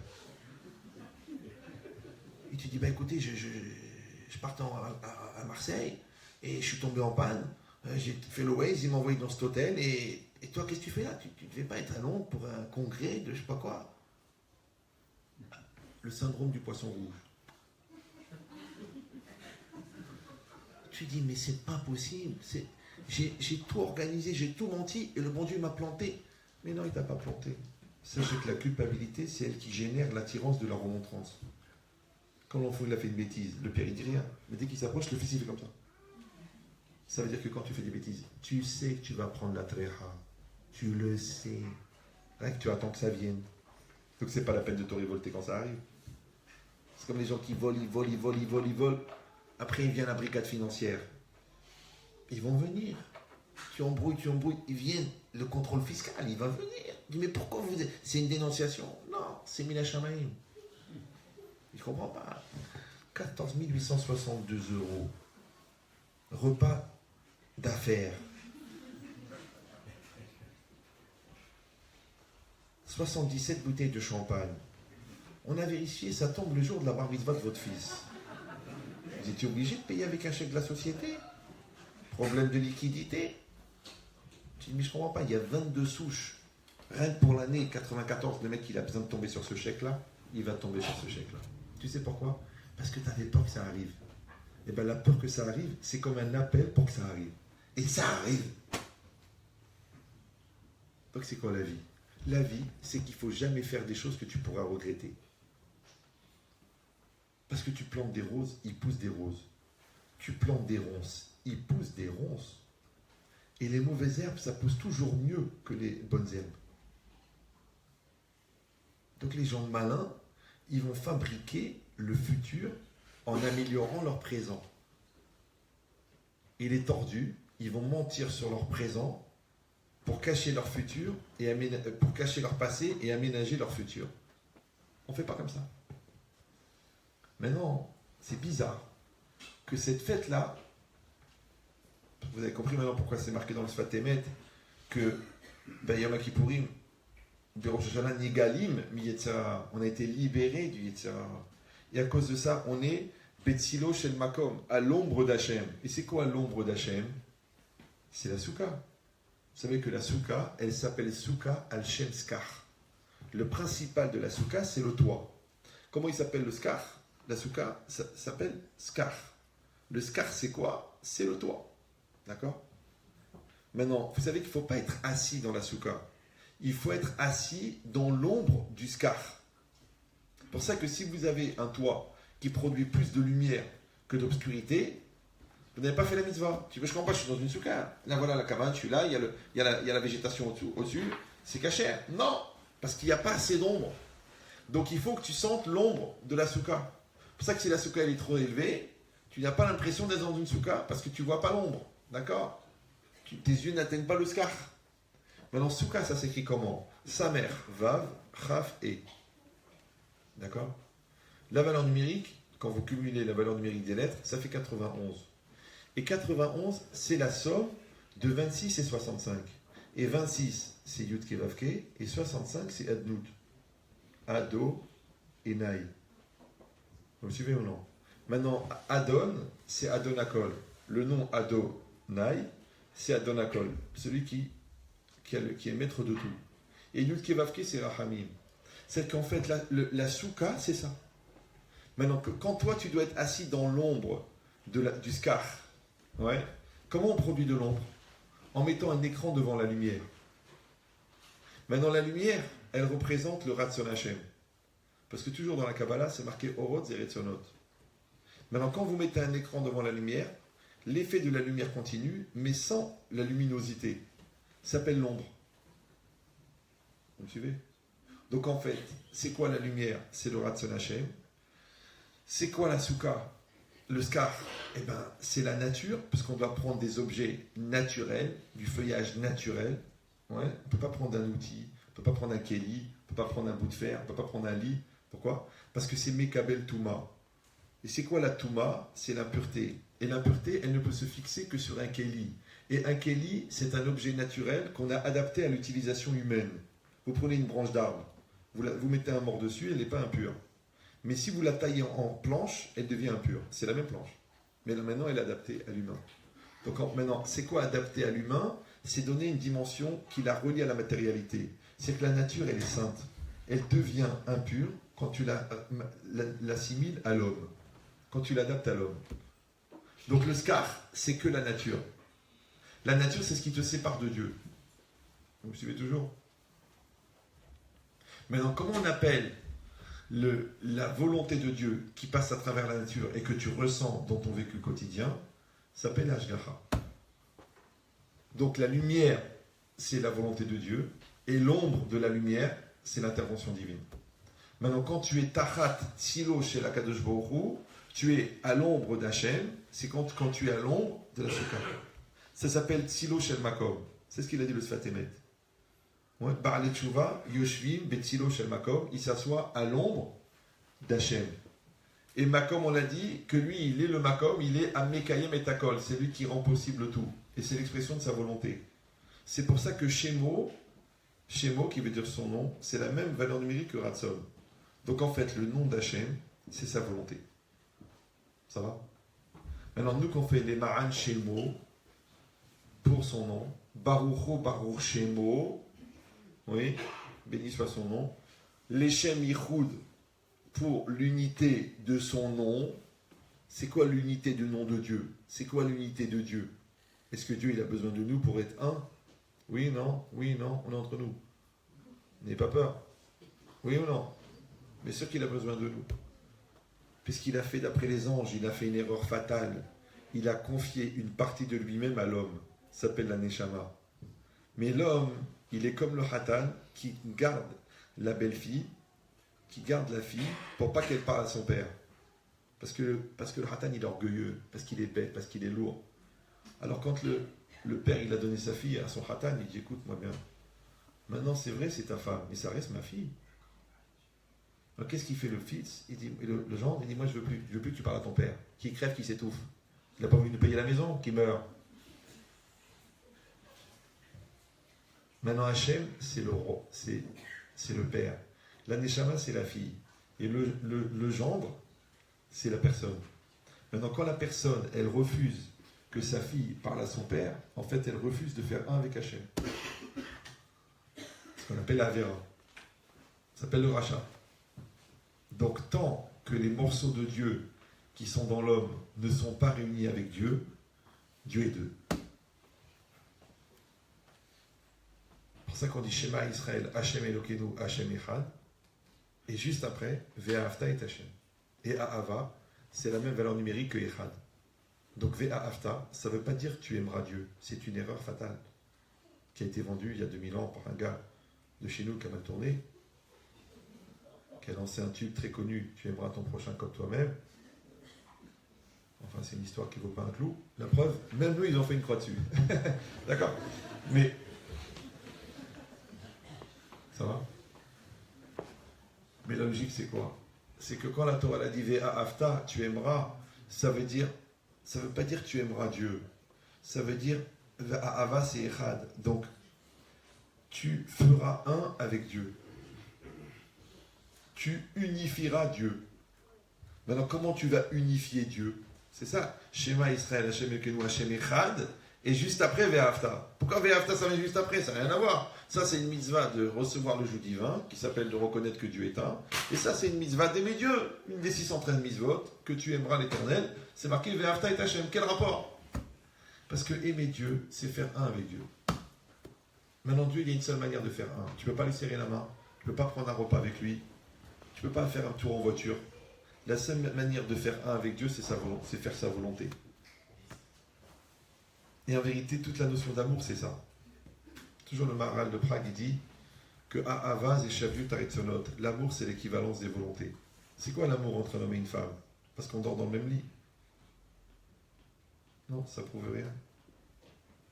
Parce qu'on se comprend intellectuellement, ça prouve rien. Parce que se soutient psychologiquement, ça prouve rien. Il faut que les deux volontés fusionnent. Ça s'appelle la communion des bonnes volontés. Maintenant, la volonté, c'est le moteur de l'existence. Donc, quand moi, j'existe, c'est parce que j'utilise ma volonté pour véhiculer mon moi à l'extérieur. Ça s'appelle exister en français. Exister. Maintenant, quand moi, j'existe pour toi, et que toi, t'existes pour moi, en français, on appelle ça coexister. Maintenant, quand moi, j'existe à côté de toi, et toi, t'existes à côté de moi, on appelle ça cohabiter.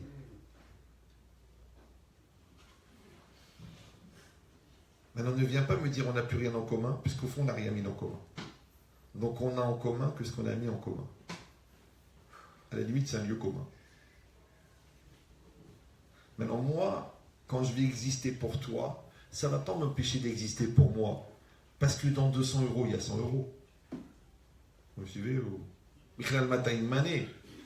Donc quand j'existe pour toi, je ne peux pas exister pour toi si je n'existe pas pour moi. C'est pareil, je ne peux pas être intelligent pour toi si je suis bête pour moi. Donc le fait d'être intelligent pour l'autre, ça t'engage à être intelligent tout court. Le fait d'être généreux pour l'autre, ça t'oblige aussi à être généreux pour toi, parce que c'est rare que le gars, quand il partage le gâteau, il oublie sa part. Mais kamoha quand même. On est 6, tu crois que le gars il va couper en 5? Il va couper en 6. Parce qu'il sait qu'il est dedans, il est dans le gâteau, non? Ouais. Donc lui, il ne va pas s'oublier. La question, c'est est-ce qu'il sait compter jusqu'à 2? Il pense qu'il y a l'autre aussi. Donc quand tu fais VA Hafta, en vérité, tu fais 1 avec Hachem. Maintenant, dans la Souka, il n'y a rien. Il n'y a que Hachem. Dans la Kabbalah, ça s'appelle Oramakif. C'est d'accord? La lumière enveloppante.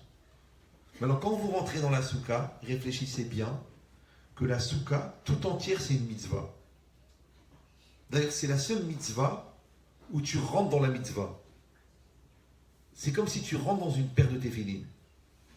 Imaginez la kedusha des téphilines. Tu rentres dans les téphilines. Pas tu portes les téphilines, que tu reçois 1,3% de l'influence. Tu rentres dans les téphilines. Là, tu rentres dans la souka. Ça va? Maintenant, quand tu rentres dans la souka, tu fais 1 avec la mitzvah de souka. Et la mitzvah de souka, c'est la volonté de Dieu. Donc, puisque l'amour, c'est de faire 1 avec la volonté, et que tu fais 1 avec Dieu dans la mitzvah, donc tu fais 1 avec Hachem. Maintenant, quand tu fais 1 avec Hachem, qu'est-ce qui va t'arriver? Qu'est-ce qui va t'arriver? Une fois, un psychologue est venu. Bon, moi, j'ai rien contre les psychologues. Mais moi, c'est pas l'amitié qui m'intéresse. Est-ce que le gars il est intelligent ou il est brel? Maintenant, on peut être brel avec beaucoup de diplômes. Il y en a qui sont licenciés de partout. D'accord? Il vient chez moi, il me dit Rabbi Chetri, j'ai écouté vos cours. Vous encouragez la crainte. Alors que vous êtes pragmatique, vous êtes cartésien, vous êtes logique. Pourquoi vous encouragez la crainte? Mais la crainte, c'est une névrose. La névrose, c'est une pathologie. Alors vous encouragez à la crainte. Mais ça rend les gens fous. Je lui ai dit, mais JH2, c'est une formule chimique, ça veut dire jeune Hamar au carré. Je dis, combien d'années pour penser à un truc pareil? Je lui ai dit, mais réfléchis. Celui qui a peur de Dieu, il a peur de Dieu, c'est vrai. Mais il a peur de rien d'autre. Celui qui n'a pas peur de Dieu, il n'a pas peur de Dieu, mais il a peur de tout. Il a peur de rater l'avion, il a peur de mourir, il a peur que sa femme le trompe, il a peur de tromper sa femme, il a peur que le dollar baisse, il a peur que l'avion s'écrase, il a peur d'arriver en retard, il a peur de tout. Il a peur toute la journée, il a peur. Pourquoi les gens sont malades? Parce qu'ils ont peur. Mais la peur, elle vient de quoi? Elle vient d'un manque de confiance. En confiance en quoi? 50% manque de confiance en toi, 50% manque de confiance en Dieu. Tu n'es pas croyant, alors tu n'as pas confiance dans la vie. C'est pareil. Nous, la vie, c'est Dieu pour nous. Alors quand tu n'as pas confiance dans la vie, tu as peur. Parce que confiance, pour les gens qui ont étudié un petit peu le latin, confiance et confiance, c'est avec foi. Confiance, c'est la foi. Donc confiance, c'est vivre avec foi. Et c'est quoi la foi? La foi, c'est d'être capable de s'investir dans une chose que tu ne comprends pas. Dans une chose que tu ne perçois pas. Mais ta foi quand même. Ouais. Si tu ne crois pas. Une fois, quelqu'un m'a dit, je ne suis pas croyant. J'ai dit, non, c'est pas que vous n'êtes pas croyant, vous êtes ignorant. Le gars, il m'a dit, je ne suis pas croyant. Je dis, mais c'est faux. D'ailleurs, le fait de ne pas être croyant, vous y croyez? Il me dit, oui. Bah alors vous êtes croyant. Vous croyez dans votre non-croyance. Il m'a dit, mais là, on joue sur les mots. Moi, j'ai arrêté à 8 ans et demi de jouer sur les mots. Tout ce que je vous dis, c'est fondé, même les blagues. C'est vous qui croyez que je rigole. Quand j'avais 17 ans, j'ai rencontré un psychanalyste, il m'a dit, vous avez à peu près 38 ans. J'ai dit, maintenant, quel âge j'ai maintenant? Non, j'ai pas été voir pour le consulter, c'est lui qui avait un problème, d'accord? Mais c'est quoi l'idée? L'idée, c'est que la croyance, c'est l'espace que tu crées dans ton présent pour que ton futur existe. Ça va? La croyance, c'est l'espace que tu crées dans ton présent pour... Maintenant, si ton couple, il a un avenir demain, c'est parce que tu crois aujourd'hui. Maintenant, si tu ne crois pas aujourd'hui, il n'y a pas de demain. Si vraiment tu penses que ton fils est nul, c'est impossible qu'il réussisse demain. Tu dis, non, mais moi je pense qu'il est nul, mais peut-être qu'il va réussir. Ça ne marchera pas. Pourquoi? Parce que l'enfant, il a besoin que tu crois en lui. Alors, si toi, tu ne crois pas dans ton produit, pourquoi le client va l'acheter? Toi, tu penses que c'est vraiment une khara, que c'est un truc qui ne marche pas, qui se déglingue tout le temps. Eh bien, c'est bizarre que tu n'en vends aucun. C'est normal parce que tu n'y crois pas. Maintenant, le produit, il est pourri, mais tu y crois. Tu arrives à le vendre. C'est normal, pourquoi? Parce que le type, il n'a pas acheté ton produit, il a acheté ta confiance. Maintenant, si tu n'es pas digne de confiance, Mais il n'arrive pas à acheter. C'est normal. Il doit trembler, il doit hésiter, il doit balbutier, il doit bégayer. Le mec, il dit, je ne veux pas acheter. Toi, tu as une assurance. The Assurance. Le gars, il signe. Donc, en vérité, c'est quoi ton problème? C'est pas que tu n'as pas le bon produit. C'est que tu n'es pas le bon vendeur.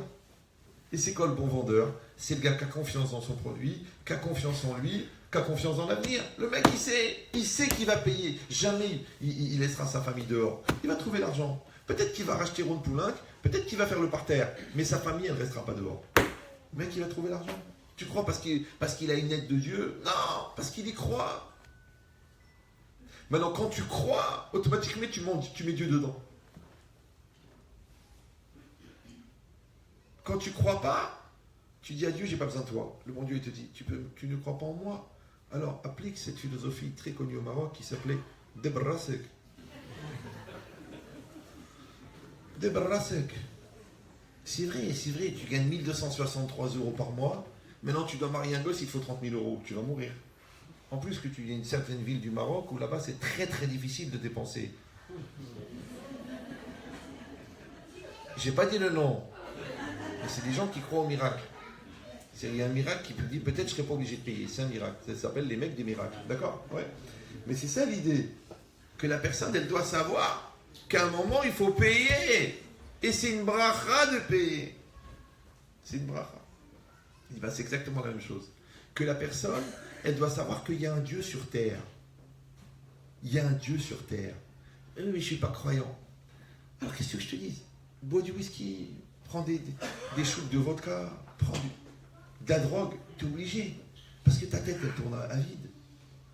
Vous vous rendez bien compte que dans la vie, comme disait le capitaine du Titanic, les 3/4 sont invisibles.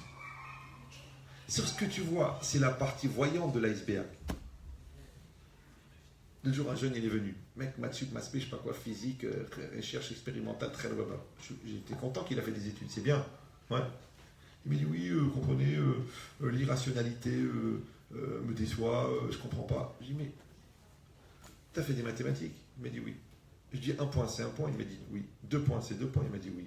Dans 2 points, on peut faire passer quoi? Il m'a dit, une droite. Je dis, la droite, elle va jusqu'où? Il m'a dit, plus l'infini. Non, d'après toi, elle s'arrête là où tu le conçois.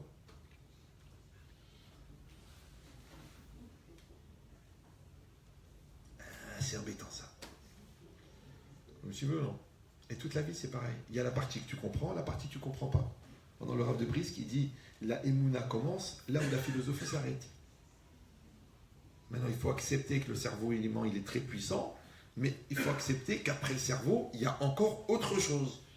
Maintenant, eux, ils ont un tel orgueil qu'ils veulent absolument dire, il n'y a rien. Genre, ils sont dans le déni, ce qui n'est pas prouvé, ce qui n'est pas... Mais je ne comprends pas, il y a 500 ans, ça s'appelait un endroit hanté de sorcellerie.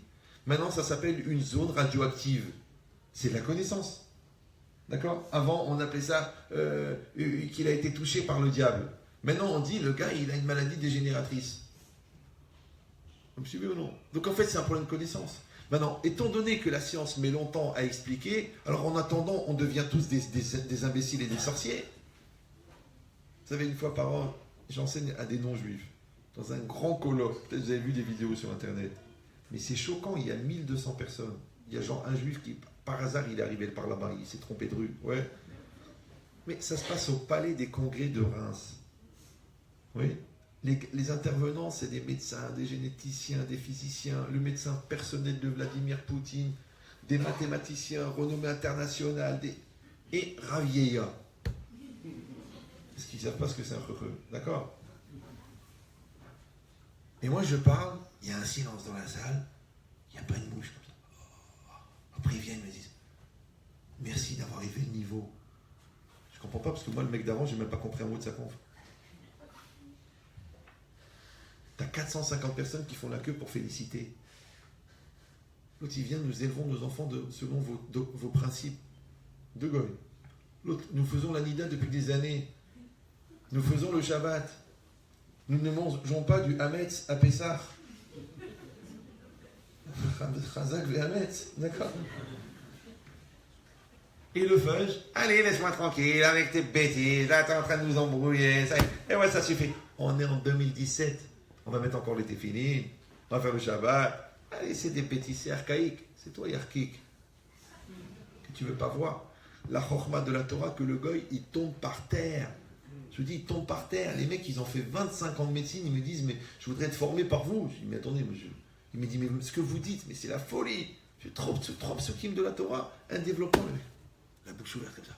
Tous avec l'ordinateur en train de prendre des notes.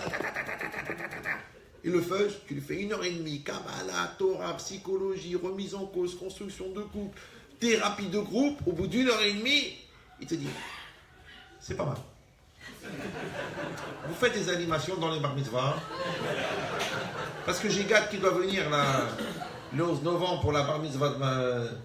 Et si vous pouviez faire un petit passage d'un petit quart d'heure, mais bien chaud comme ça, bien rigolo, je vous donne ce que vous voulez. Hein. Le prix n'est pas le problème. On ne parle pas d'argent, on n'est pas mesquine.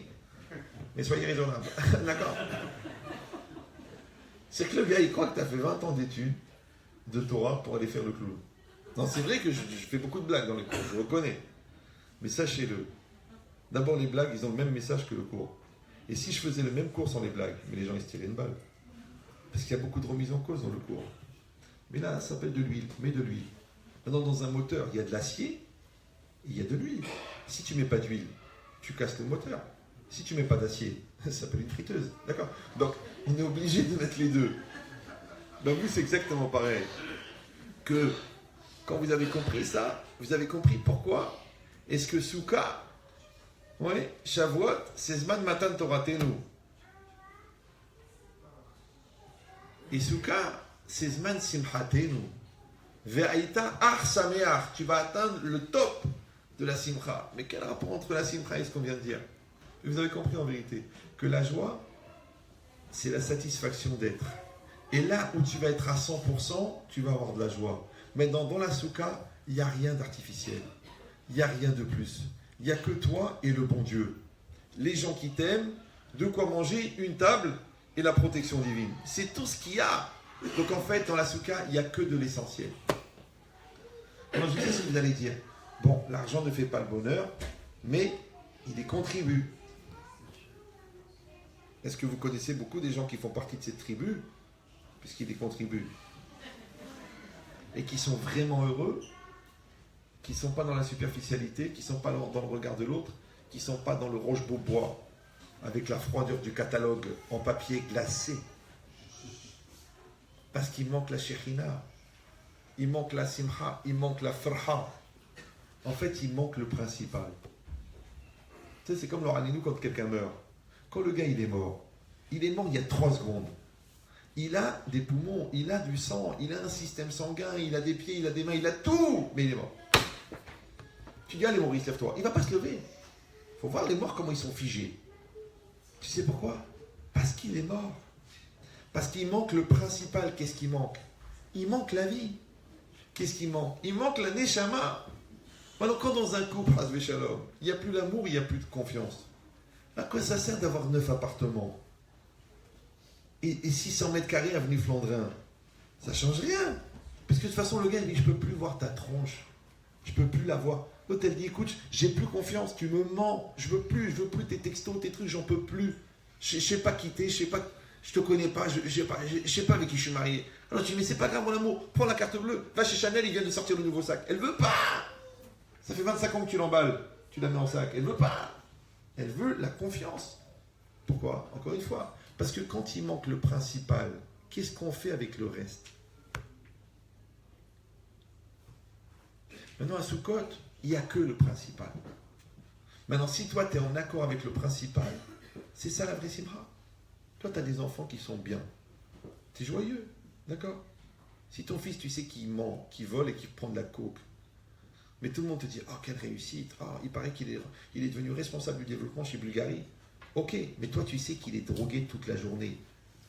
Toi, tu ne peux pas être content. Tu dis, alors, vous êtes content de la promotion? Il paraît que cette année, il prend en stock option, il prend 21 millions d'euros. Mais tu n'es pas content parce que tu sais que dans la chambre du fond,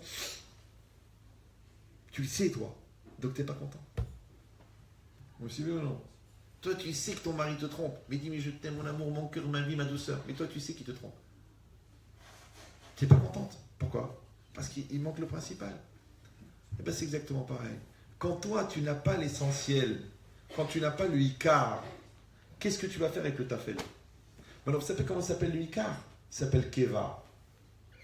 Comment s'appelle le Tafel? Le secondaire. Il s'appelle Araï. Maintenant, quand c'est marqué, sors de ta maison fixe et rentre dans ta maison éphémère, on a dit que dans la soukha, les valeurs sont fixes. Maintenant, le problème, c'est est-ce que ces valeurs, elles sont kavua chez toi? Vous savez, un homme, quand est-ce qu'il sait qui il est? Dans l'épreuve. On est tous croyants. Dieu est grand, Baruch Hashem, Eman Hashem, Udul Hashem, Baruch Hashem, Eman Hashem. Maintenant, le petit, il a une leucémie. Tu crois en Dieu? Ah, pourquoi moi? Qu'est-ce qui m'arrive? Qu'est-ce qu'il a fait? C'est pas normal. Ah non, t'as tout perdu. Un coup en bourse, tout est parti. Tu continues à mettre les tefilines. Tu dis, moi, c'est comme ça, je ne mets pas les tefilines.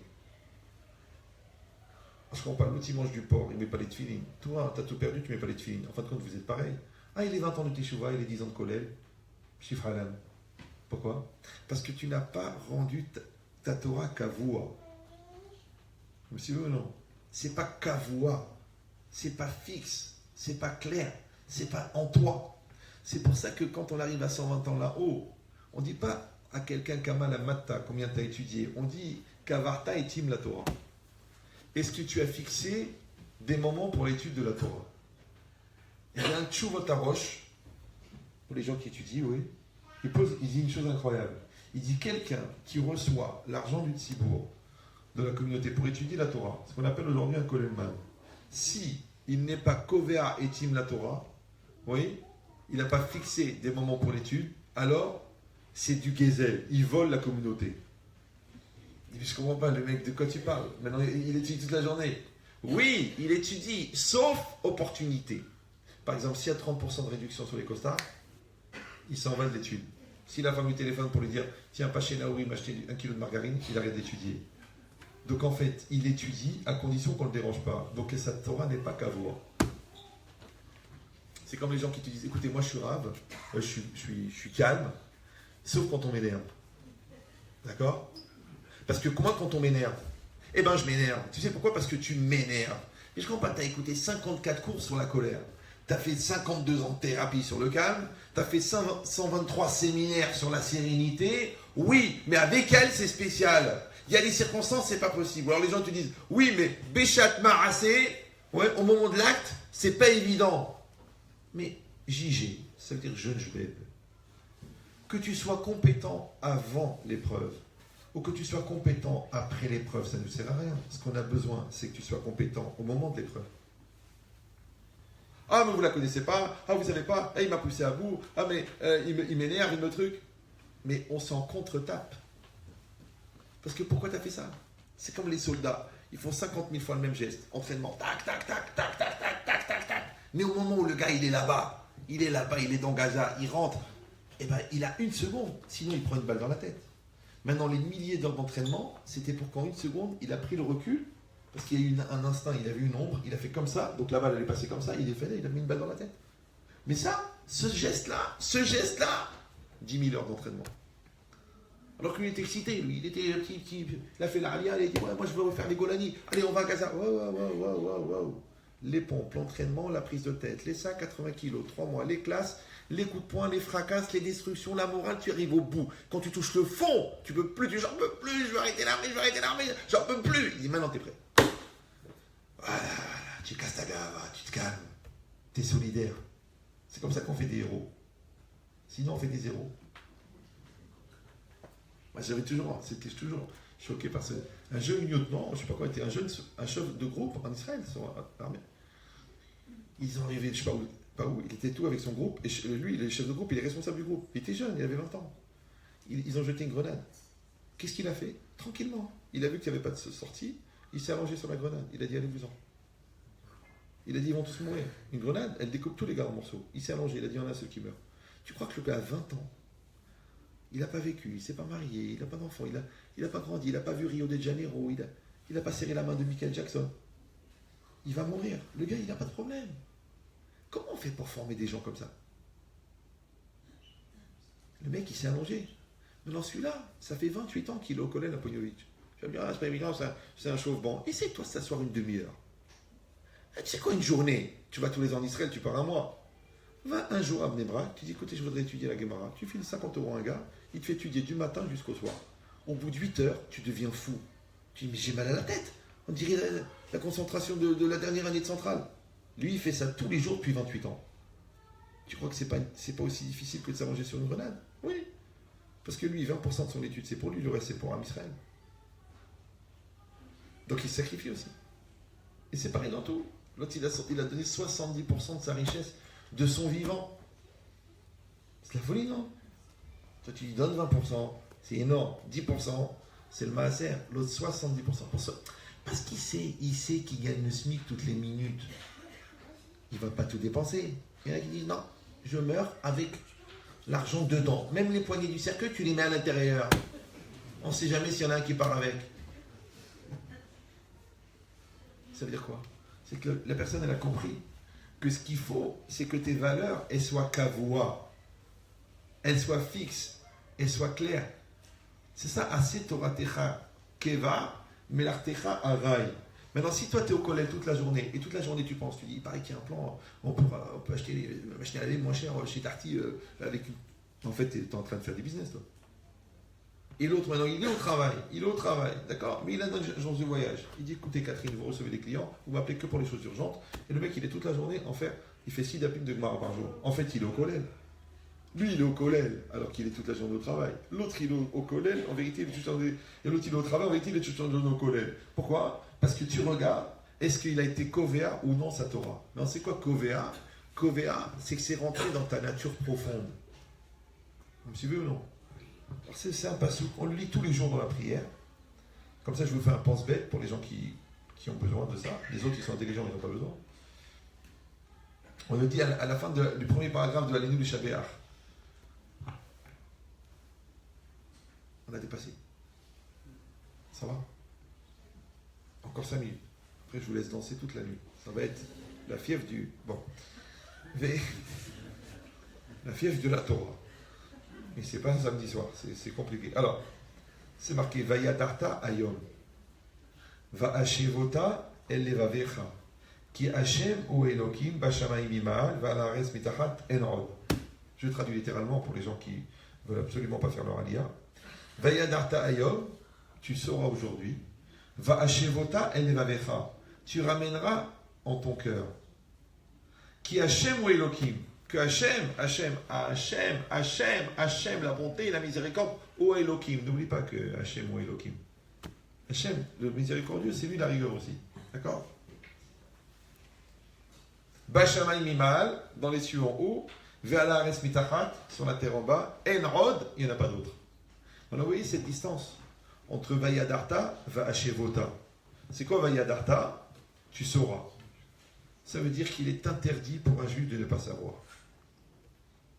Le mec qui dit j'ai pas le temps d'étudier, je suis pas au niveau, j'ai pas grandi dans ce milieu, j'ai beaucoup de soucis, j'ai pas de mémoire, j'arrive pas, c'est faux. Tu as appris le japonais pour ton travail, tu as appris 11 254 lois juste dans un principe de comptabilité, d'accord? Tu as appris 24 bouquins de médecine et tu n'arrives pas à prendre une Mishnah. Vayadarta, tu dois savoir. Un homme doit connaître la Torah. C'est marqué Kedushim Tiyu, soyez saints. Le Midrash il dit Chiyuv al kol echad ve'echad mi Israël anashim nashim vataf, une obligation pour tous Israël, les enfants, les femmes, et les hommes, les femmes et les enfants, liot talmidei chachamim. Tout le monde doit être érudit. Tu dis non, on n'a pas le temps, on va donner la yeshiva. Toi, tu vas aller au Lamaba des Serfa. En plus, il y aura beaucoup de goïms là-bas parce qu'ils ont pris 66% du mérite. Tu vas aller chez le Lamaba, tu dis bonjour, c'est un Christian qui est... je suis votre contrôleur fiscal. Grâce à vous, j'ai eu 66% de vos mises-votes. Avant au Maroc, les rabbinim, ils allaient voir. Les gens, on leur donnait des pièces d'or, il n'y avait pas de serfa. Maintenant, le gars, il dit s'il n'y a pas de serfa, je ne fais pas de don. Ok, tu donnes du mérite au goïm, c'est bien. C'est pour ça que ma chère, il n'arrive pas à venir. Mais c'est quoi l'idée? Il s'est marqué ici. Vayadarta, tu dois connaître. Maintenant, tu t'assois tous les jours. Tu étudies une heure après la tfila. Tu achètes des livres en français. Tu rentres à Hashiva, tu rentres avec tous les matins. Tu vas au Bet Chabad le dimanche.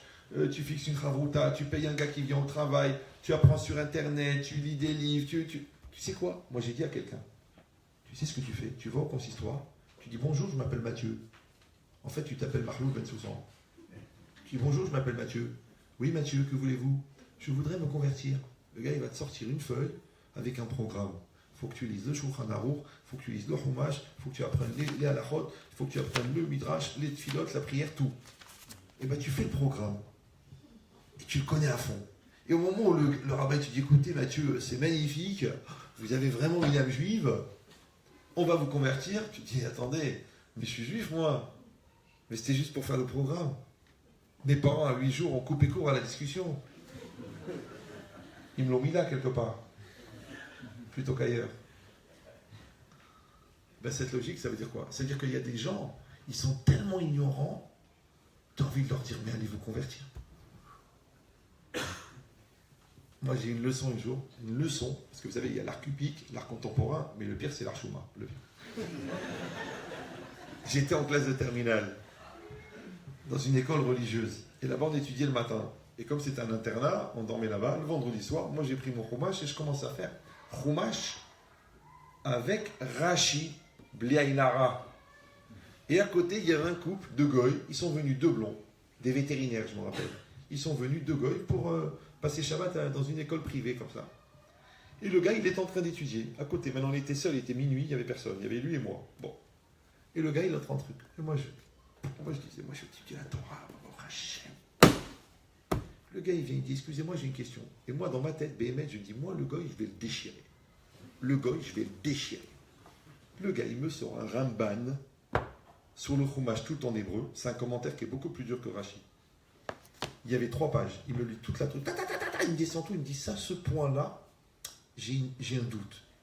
Et moi, j'avais rien compris. C'est que le goy, pas encore converti, c'est-à-dire il doit être Rosh Yeshiva maintenant, ouais. Pas encore converti, il m'a éclaté la tête. J'ai pris une leçon de Hanava, j'ai baissé la tête. Je lui ai dit, mais là, vraiment, le gars, il connaît. Pourquoi? Parce qu'il apprend. Mais toi, Blainara, grâce à Dieu, tu es né à Casa, tu as grandi à la Goulette. Toi, ton grand-père, c'était le chamash de la synagogue du gars. Tu vas apprendre, toi, tu vas te rabaisser à apprendre l'hébreu, alors que Blainara, tu as quand même eu ton BEP du premier coup. Non, tu dois connaître la Torah. Tu dois connaître. Il faut apprendre. Il faut apprendre. Il faut apprendre. Et si possible aussi, apprendre. Je ne sais pas si je dois vous le dire parce que je crois que ça va traumatiser la moitié de la salle. Je leur dis ou non? Vous savez que quand on meurt, on arrive là-haut. Avant le jugement, il y a Hachem, il y a tous les anges, il y a tous les tzadikim. Il y a tous les gens de ta famille, ils sont tous là, tous les anciens qui sont morts. Et Hachem, il te dit, fais un Dvar Torah.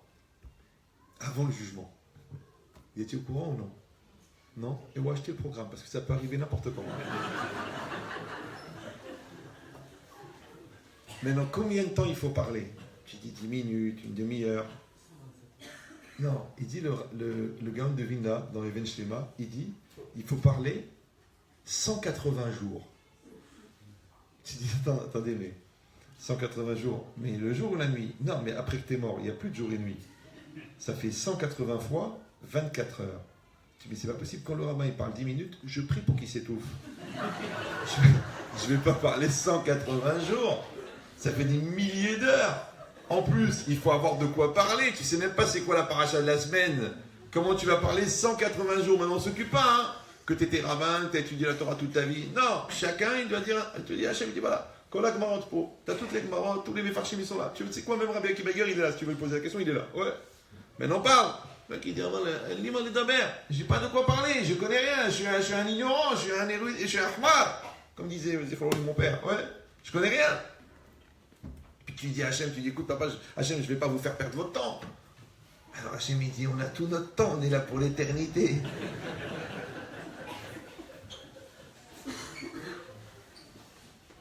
Ça veut dire qu'un homme, il doit apprendre. Alors avant même les vieux Marocains, tous les matins, Chok l'Israël, et bien les gars, ils faisaient Chok l'Israël tous les matins pendant 30 ans, je te promets, qu'ils connaissaient par cœur. Tu leur poses une question, ils connaissaient tout le Téhilim par cœur, ils connaissaient le Zohar par cœur. Comme ça, et ils apprennent. Il faut apprendre. Aujourd'hui, tu as des livres en français, tu as des halachot, tu as des shiurim, tu as des avrichim, tu as des rabbanim, tu as un rave au Hachem. Il connaît. Il est jeune en plus, il était âgé, mort, il c'est un ravagé, mais il est jeune, d'accord? Donc il faut apprendre, il faut s'asseoir, il faut apprendre. Il dit maintenant, bientôt c'est la fête de la Torah. Ouais, Simchat Torah. Mais de vous à moi, la Simcha de la Torah, elle est pour des gens qui savent ce que c'est la Torah, non? Ou pour les gens qui apprécient la Torah, ou pour les gens qui ont compris qu'est-ce que c'est un porteur de Torah. Vous savez qu'à Brisk, ils ne prenaient pas le Sefer Torah pour danser, ils prenaient le Rav. Parce qu'ils savaient que s'il n'y a pas le Rav, qu'est-ce qu'ils comprennent dans la Torah? Ils voient un parchemin, ils ne voient rien. Mais le Rav, il leur donne la lumière de la Torah. C'est que la Gemara dans Makot a dit, regarde ces ignorants qui se lèvent devant le Sefer Torah, ils ne se lèvent pas devant le Rav. Mais s'il n'y a pas le Rav pour t'expliquer le Sefer Torah, mais qu'est-ce que tu comprends? Ça s'appelle Etz Haïm, un arbre de vie, parce que le Rav, il te l'a rendu vivante. Mais s'il n'y a pas le Rav, qu'est-ce que tu comprends toi? Donc il faut des gens qui passent du temps à étudier. Comme ça, quand toi, le jour tu vas étudier, il y a quelqu'un pour ça. Quand tu vas apprendre, il y a quelqu'un pour ça. Maintenant, quand toi, tu t'es fatigué, t'es cassé la tête à comprendre, tu t'es fatigué à prendre la Mishnah par cœur, ou tu t'es fatigué à finir une page de Gemara, tu t'es fatigué à finir la Masehet Makot, ou Brachot, tu arrives à Simchat Torah. Mais c'est quelle Simcha? Quelle joie! Ah, si vous allez dire, oui, mais comment on va faire? Ah, ben j'ai écrit, c'est dans 3 jours. Alors, je vous donne un secret, mais ne le répétez pas. Hein. Quand quelqu'un il s'engage à faire quelque chose, on lui donne le crédit avant qu'il l'accomplisse. S'il s'engage de manière sincère. Vous me suivez ou non? Quand quelqu'un il s'engage à étudier, ouais, ça s'appelle Naase Venishma. Parce que les Bnei Israël n'étaient pas aptes à recevoir la Torah. Ils sortaient d'Égypte, ils étaient comme les Égyptiens, les loups d'Avodazara vers les loups d'Avodazara. Mais quand ils ont dit Naase Venishma, nous ferons et nous comprendrons, le fait d'avoir pris sur eux les mitzvot, Hachem leur a donné la kedusha des mitzvot sans avoir accompli la mitzvah. Parce que l'engagement te donne la valeur. Et le fait de recevoir la kedusha de la mitzvah t'a mis au niveau de recevoir la Torah. Vous me suivez? Ça va ou non? Donc nous, c'est pareil. Voilà, vous êtes là. D'accord? C'était pas prévu, mais ça fait rien. Je prends sur moi. Au pire, je vous fais rater 5 minutes. Maintenant, moi, c'est marqué dans la Gemara que celui qui ramène un juif à la Torah, sa prière est entendue. Donc moi, je suis à peu près à 10 000. Donc ça devient sérieux. Normalement, c'est 5 000 euros la bracha. D'accord? Mais ce soir, j'ai dit voilà, celui qui va s'engager à faire 1 heure de Torah par semaine dans l'année à venir, avec le Rav, ici, ailleurs, 1 heure de Torah, j'ai fait une bracha. Vous me suivez ou non? 1 heure. J'aurais pu vous demander 20 000 euros. Je sais qu'il y en a qui seraient évanouis, surtout de ce côté de la pièce. D'accord, mais. Non, je rigole. Oui, mais je vous demande, celui 1 heure. D'accord? Maintenant, je ne vais pas faire un Michel à chacun parce que là, on va passer la nuit, il y a la soirée. Chacun il lève la main, après je fais un Michel pour tout celui qui a levé la main. Qui c'est qui veut s'engager pour 1 heure de Torah par semaine? Et ça, Hachem, il vous donne les 52 heures déjà pour Simchat Torah. Vous pouvez fêter la fête de la Torah sur la base de ces 52 heures que vous avez pris. Maintenant, si vous prenez 2 heures par semaine, kol hakavod, ça fera 104 heures. 1, 2, 3, 4. Allez-y, n'ayez pas peur. 5, 6, 7, 8. Nous, les autres aussi. Si les autres ne sont pas encore convertis, on peut les accepter aussi. Oui. Encore? Bon, Hachem, les femmes aussi, ça marche. Nous, qui c'est qui n'a pas levé? 1 heure par semaine, c'est rien. Comment Mashiach va venir si on n'est pas d'accord de donner 1/72e de la semaine? Nous, celui-là aussi, il peut. Même si les gens qui étudient, ils peuvent. Celui-là aussi? Oui, 1 heure. 1 heure. Oui, non? 1 heure. Après, c'est fini, je m'en vais, hein, c'est terminé. C'est bon? 1 heure par semaine, 1 heure. Tout le monde a levé la main? Non, levez la main ceux qui n'ont pas levé la main. C'est bon?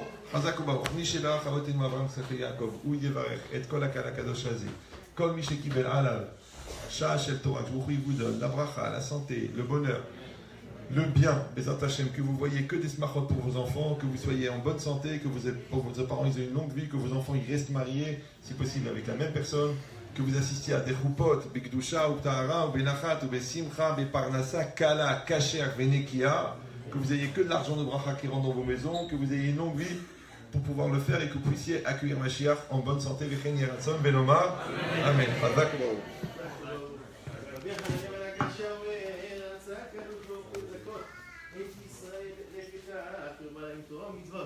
שנאמר אדוני חפץ למען צדקו יגיד תורה וידיר יתגדל ויתקדש שמך רבה ועל מה דיברה חירותה וימיש מלכותה ויצמח פוקרה